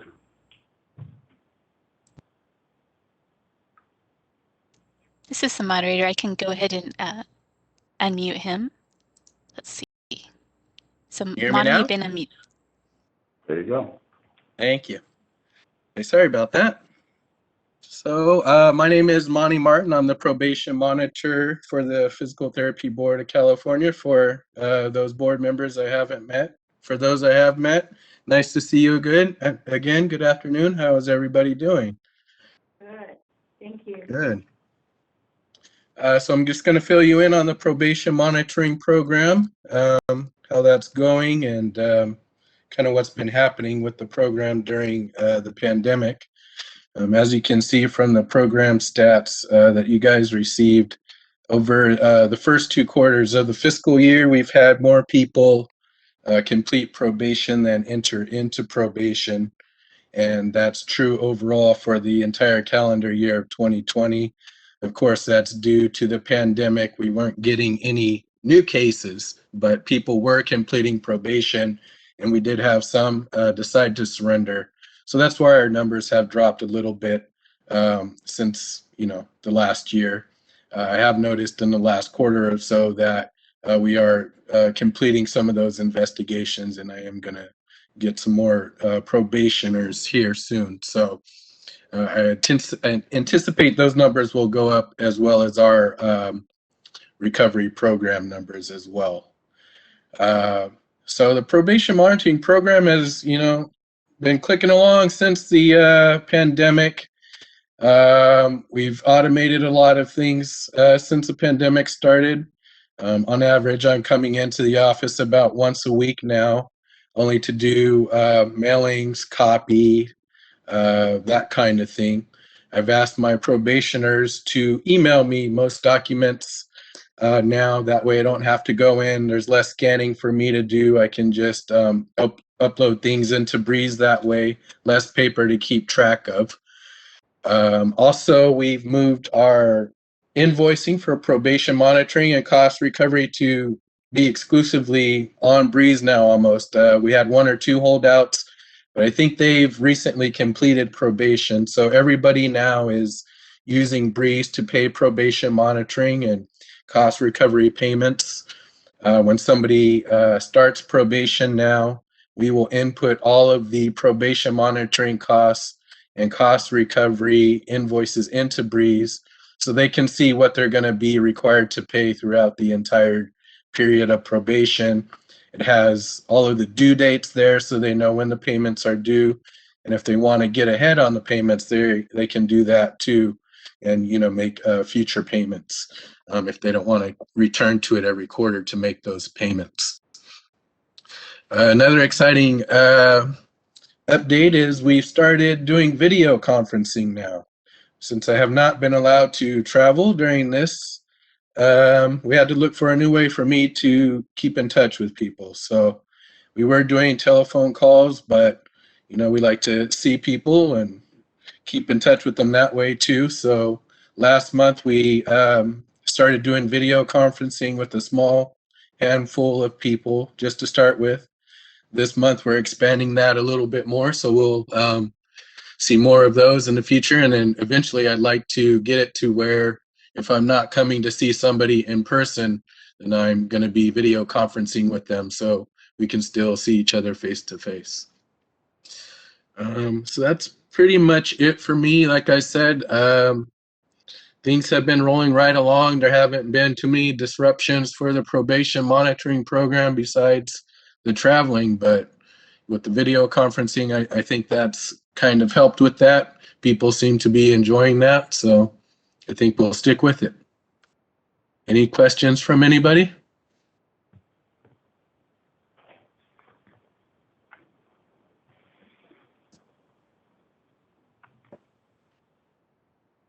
Here none, but thank you for updating us, and especially regarding your video conferences with the probationers. I guess that was what my question was going to be.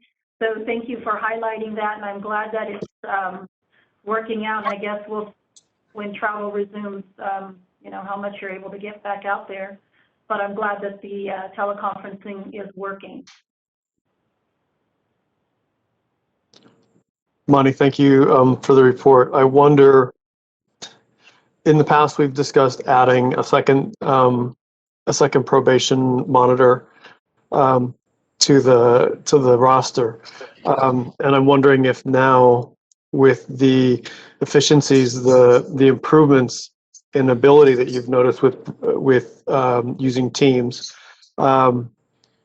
if that is still, if there's still the pressing need to get somebody to a second person, or what do you think about that?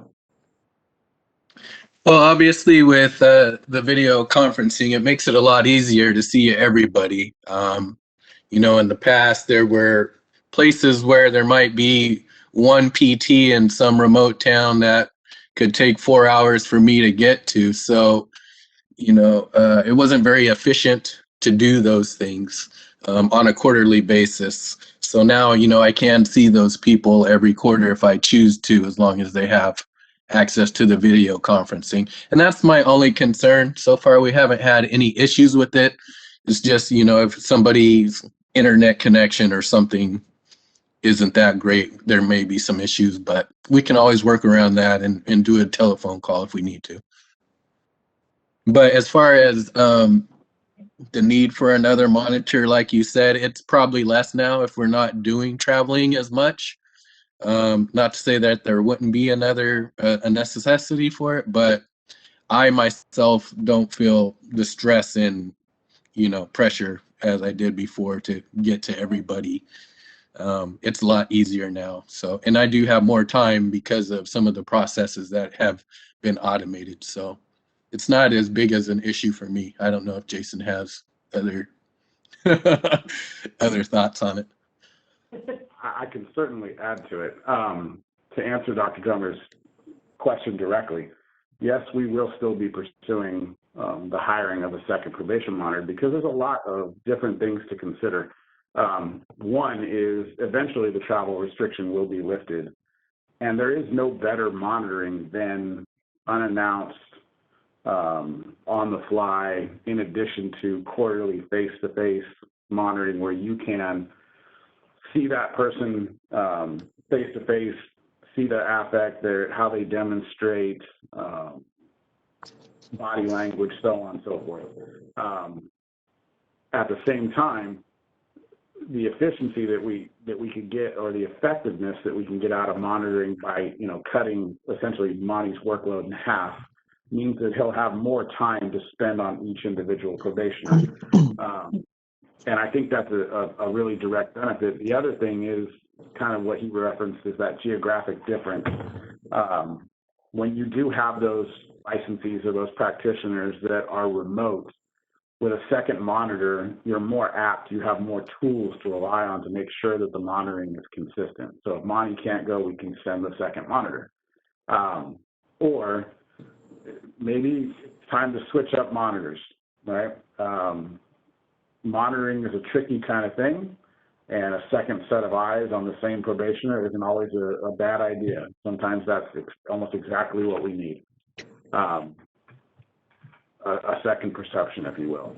So we do have that position to provide that relief to Monty. As a result of the governor's budget revised in May, we did lose the funding for it. We have the position, but we lost the funding for it until January 1st. And then because of the global pandemic, we decided after January 1st just to kind of delay the implementation or the recruitment of that position and utilize it as salary savings.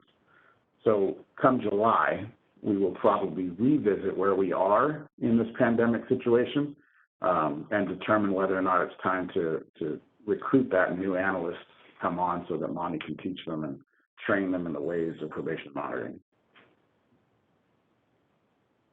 Thank you.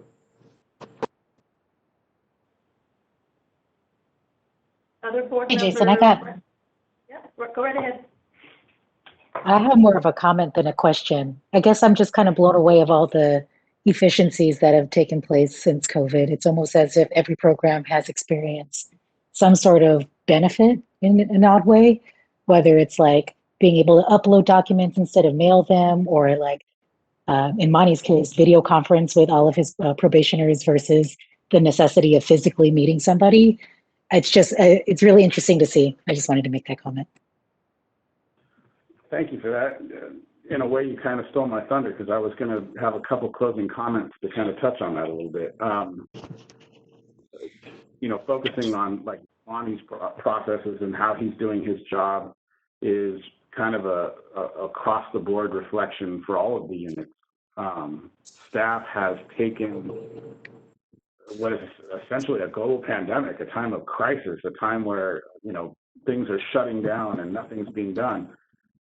And they've taken it as an opportunity to do things better. So innovation is still happening daily, and a lot of that innovation is rooted in staff. They are the subject matter experts in their job, and they come to us with new ideas and new ways of doing things. And to the extent that we can do those things and still, you know, maintain the mandate of consumer protection within the confines of our statutes and regulations, we will. And I think that rightly so, we have had a good track record in doing so. Things seem to be getting better across the board. And I think a lot of it just has to do with that general attitude, seeing things more of as an opportunity and less of a problem.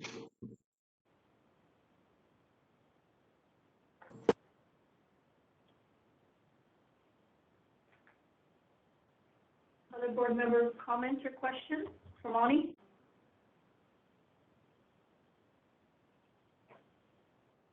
Sorry to steal your thunder, Jason. Okay. I got the still thunder. I'm fine.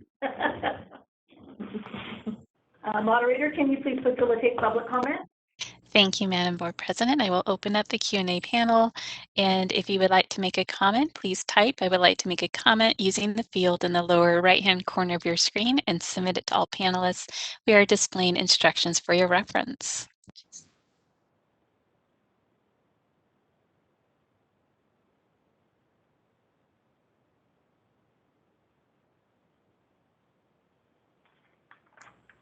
This is a moderator. I see no request for public comment. Would you like me to close the Q&A panel? Yes, please. Thank you. You're welcome. Thank you, Monty. No problem. Okay, agenda item number 21, board member elections. I don't have a script in front of me, but I think because Dr. Dominguez isn't here, we get to voluntold him some of these things, right? No, he would still need to be able to acknowledge and accept any kind of nomination. Okay, so we have 5 positions here. Madam President, Yes, sir. I am just wondering about a process item that if perhaps there should be swearing in of 2 new members and potentially, I don't know, do we swear in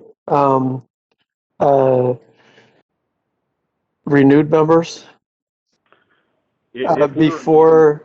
And so my concern is about swearing in new members before electing them to position. Sure. If we were meeting in place for ceremony's sake, we would certainly do a swearing in. But for both of the new board appointments and for both of the reappointments, they have already taken their oath and had their oath notarized as part of their swearing in. So for that sake, we're in compliance. It's not necessary. But again, if we were meeting in person, we would definitely make a ceremony of it. Understood. Good question. I had the same question too earlier, Daniel. Thanks for asking it. And then I've had recent communication with Dr. Dominguez, and he has politely requested to decline any nominations. He's so clever. Okay.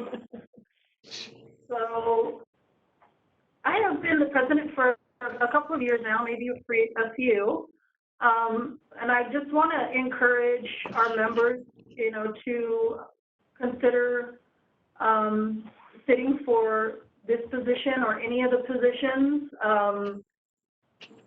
I think DCA is doing a great job providing training and materials for the president, and I've got that to hand over.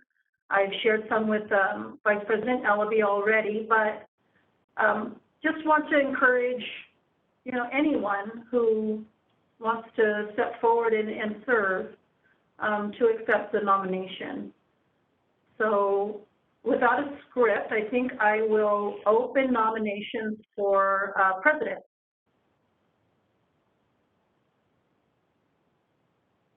Madam President, before we start, I would like to ditto what Dr. Dominguez said. I decline anything. I just vote. Thank you. Thank you, Ms. McMillan.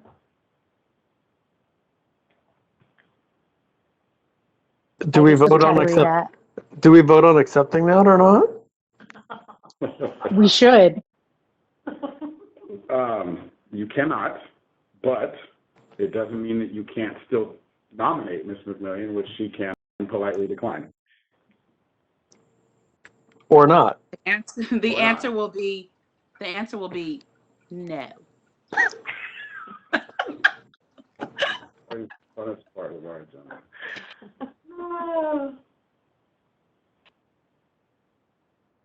So we're Okay, this seeking is a Katerina. nomination. I would like to nominate Dr. Alicia Rabina. Amen. I would second. I will accept.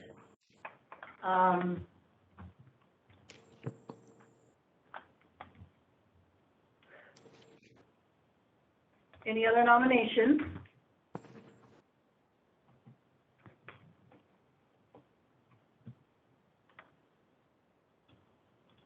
Okay. Any discussion? I would just like to recognize your work, Madam President, over the past couple of years and your leadership for the board. And I think that it's been a great chance for us to be able to achieve the things that we have. And I truly appreciate it. Thank you. Thank you, Dr. Drummer. You're here. No. Okay, so how about a roll call vote, please? Alicia Benaman. Aye. Gail Armstrong. Aye. Jesus Dominguez. Jesus Dominguez is absent. Daniel Drummer. Aye. Katerina Ellaby. Aye. Jonathan Irvin, Aye. Tanya McMillian, Aye. 6-0, motion carries. Okay, thank you, and thank you for your confidence in me, and thank you to our executive officer who gives me the best guidance. I appreciate it. Vice President nominations, please. I nominate Katerina Ellerby. I will second. We have a nomination I for, yes, graciously accept. Thank you. nomination from Ms. McMillan and a second by Ms. Dr. Armstrong, and an acceptance from Vice President Ellaby. Do we have any other nominations for Vice President?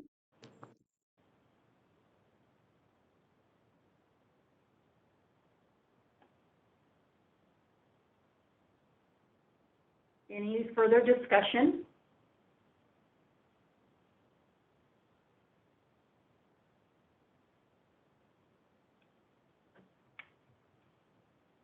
And a roll call vote, please. Alicia Benaman, Aye. Jill Armstrong, Aye. Jesus Dominguez. Jesus Dominguez is absent. Daniel Drummer, Aye. Katerina Ellerby, Aye. Jonathan Irvin, Aye. Tanya McMillian, Aye. 6-0, motion carries. Thank you. Congratulations and thank you, Vice President Ellaby.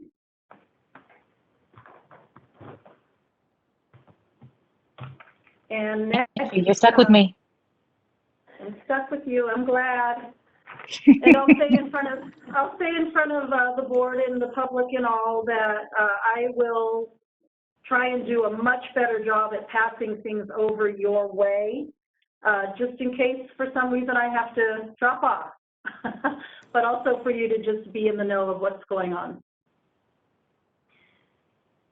Thanks, Alicia. I think you're doing a great job. Thank you, Kat.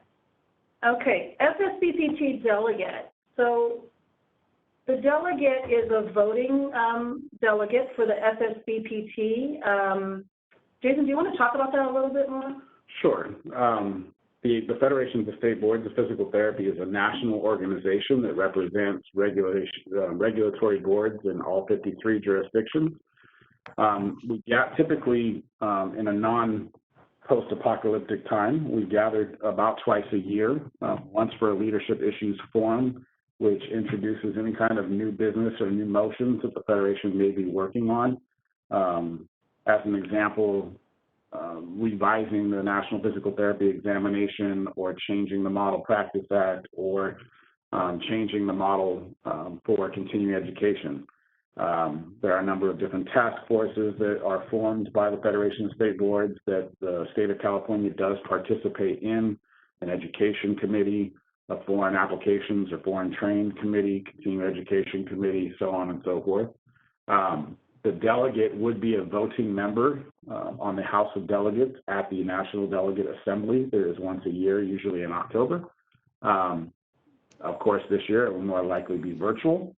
But again, they would be the sole representative for the state of California for any new business that's brought to the floor of the Delegate Assembly. In the event that they cannot perform their duties, we will have another election for alternate delegate. And then item E on the agenda is the backup alternates, and we'll just come up with a methodology to determine who those alternate delegates will be, all the way down through each and every board member. Yeah, and I'll just add that I knew nothing about FSBPT before I became a board member, and I learned a lot from other states, other stakeholders, learned a lot about regulatory processes. It's a very good thing to get introduced to FSBPT and have some involvement. So I would encourage all of our members, especially the new members, to consider if nominated. So with that, I will open the floor to nominations for our FFCPT delegate. As our tradition has been over years, the sort of trial by fire, I would like to nominate Mr. Irvin as the delegate to the FSPPT. This is Katarina, and I second. As has been stated, it's a great opportunity to really get your feet wet, and there's a lot of support. So don't feel like, to both Mr. Irvin and Dr. Armstrong, don't feel that you're being thrown to the wolves by any means. It's an amazing opportunity to be able to get more information into the world of licensure and regulation. Absolutely. So we do have a nomination from Dr. Drummer and a second by Vice President Ellaby. And Mr. Irvin, do you accept the nomination? Do we get to have discussion about this first? I mean, yes, we do.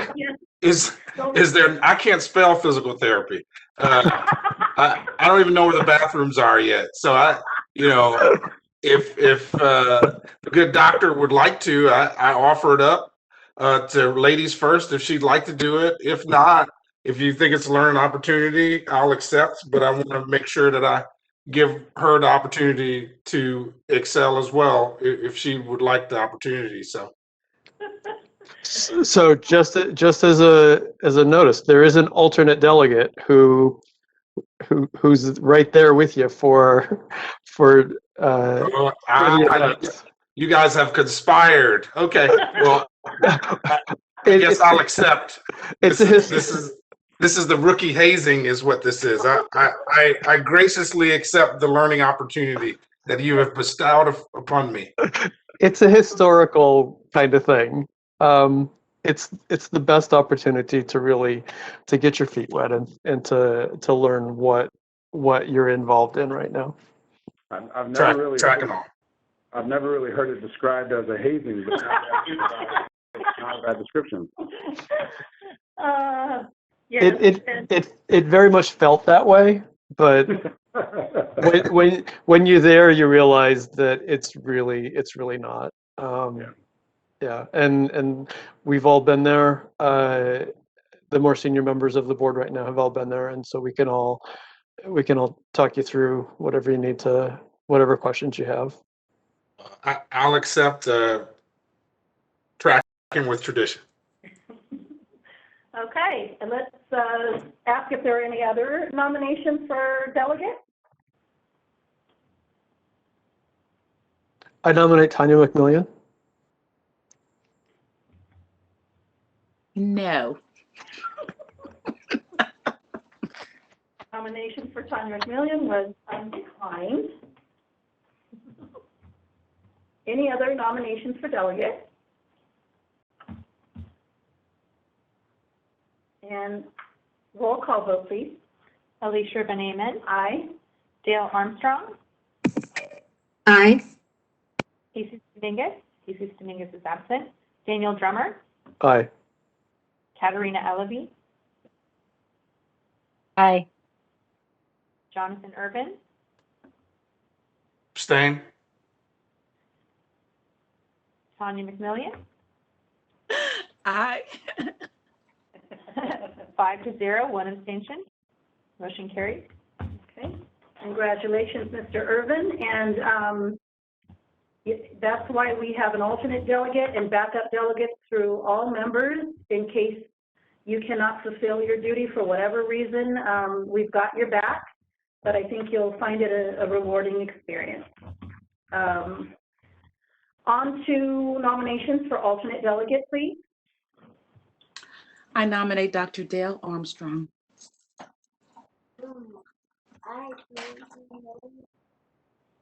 Second.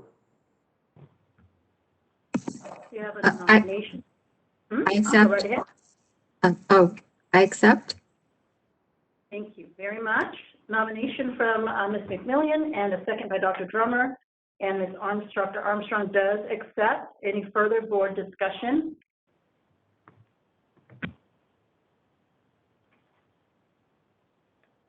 Roll call vote, please. Alicia Benaman. Aye. Dale Armstrong. Aye. Jesus Dominguez. Jesus Dominguez is absent. Daniel Drummer. Aye. Katerina Elovey. Aye. Jonathan Irvin. Aye. Tanya McMillian. Aye. 6-0, motion carries. Thank you.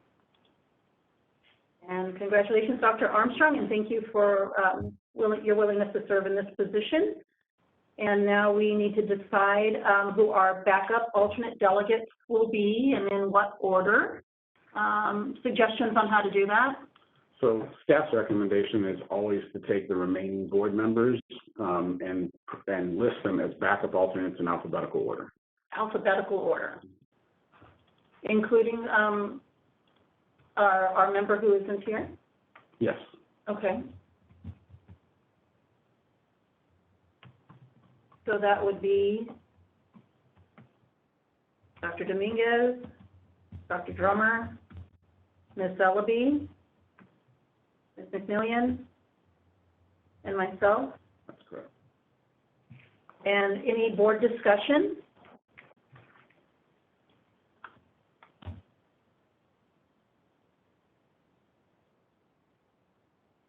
And I believe, do we need a roll call vote on that as well? We do. Okay, roll call vote, please.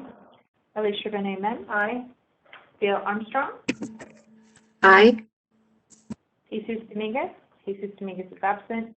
Daniel Drummer. Aye. Katerina Elovey. Aye. Jonathan Irvin. Aye. Tanya McMillian. Aye. 6-0, motion carries. Thank you. This is an agendized item, so I think we should take public comment. Just one moment. Madam President, this is Board Counsel. Can someone second the last motion? Oh. I don't think we had a second. Aye. Second. Thank you. Thank you, Dr. Drummer. Thank you. And council public comment now? Well, Madam President, are we going to item 22? I don't think we need public comment on elections. Okay. Or wait. No, we should take public comment on elections. Okay. Moderator, can you please facilitate comment on board elections? Sure. So May I ask a question before? How long is it okay? Yes. How long is the term? 5 years.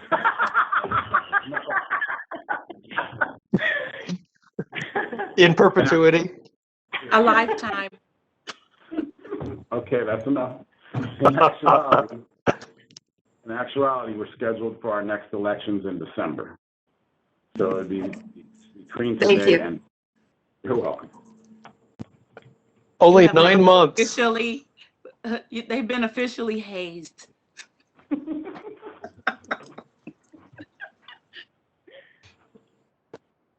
Okay, let's get that public comment. thank you, Madam Board President. This is the moderator. I've opened up the Q&A panel.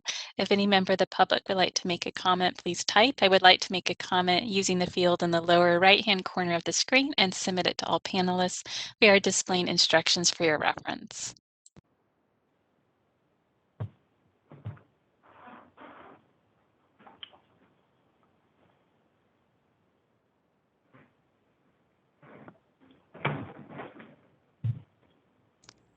This is the moderator. I see no request for public comment at this time. Shall I close the Q&A panel?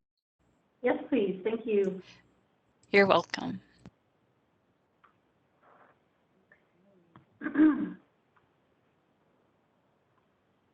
So our next agenda item is agenda item number 22, and it is public comment on items not on the agenda. So I'd like to ask the moderator to please open up and facilitate public comment for items not on the agenda. Thank you, Madam Board President. The question and answer panel is now open. If any member of the public would like to make a comment, please type "I would like to make a comment" using the field in the lower right-hand corner of the screen and submit it to all panelists. We are displaying instructions.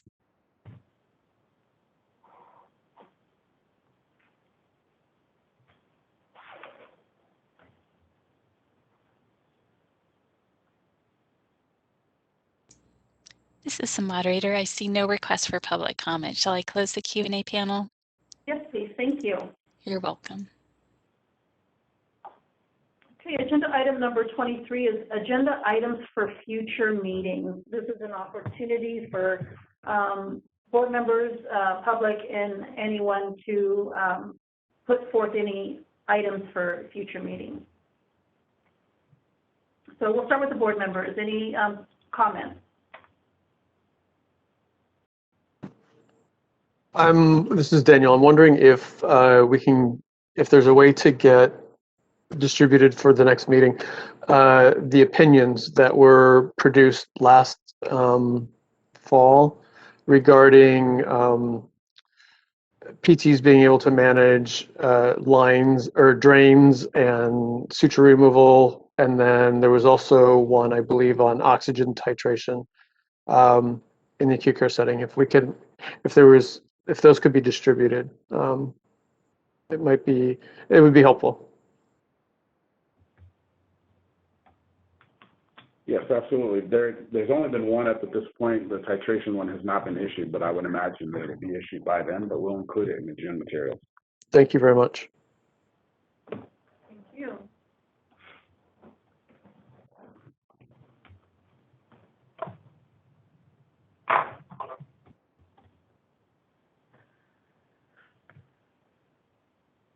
This is Katerina.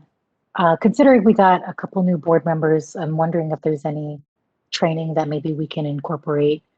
I remember a few years ago, sorry, that's Daisy.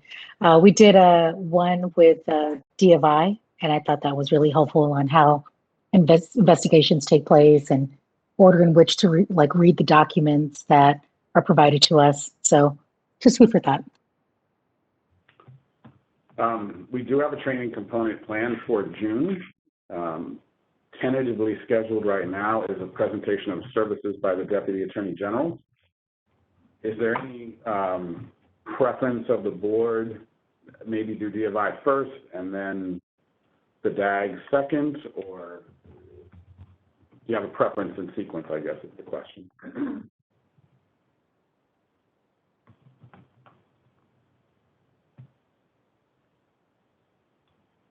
If that's already scheduled, then we can make it on the next one, I think.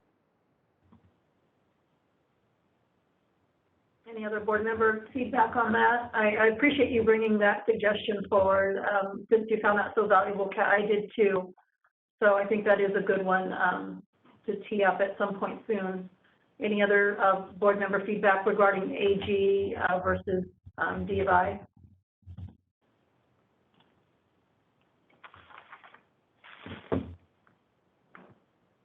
For the benefit of the new members, the difference between the two is the Deputy Attorney General represents the board in all matters brought against licensees for discipline, and D of I stands for the Division of Investigation, which is the sworn law enforcement branch from the Department of Consumer Affairs that assists the Physical Therapy Board with their investigations into those complaints.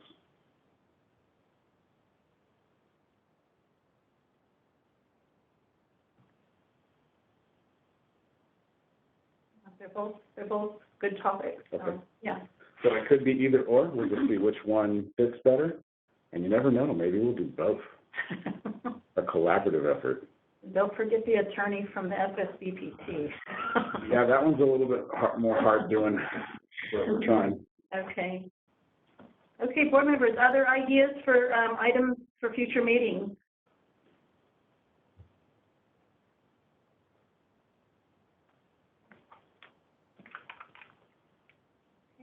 Hearing none, I think let's open it up to public comment, please, moderator. Can you facilitate that discussion?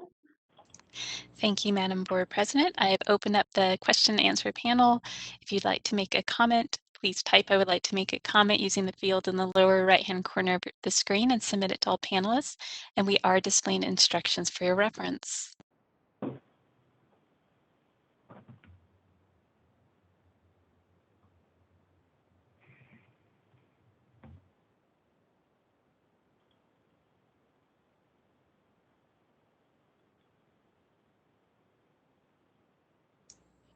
This is the moderator. I see no requests for public comment at this time. Shall I close the Q&A panel?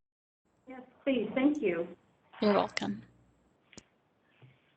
So agenda item number 24, we do not have any disciplinary cases to deliberate in closed session.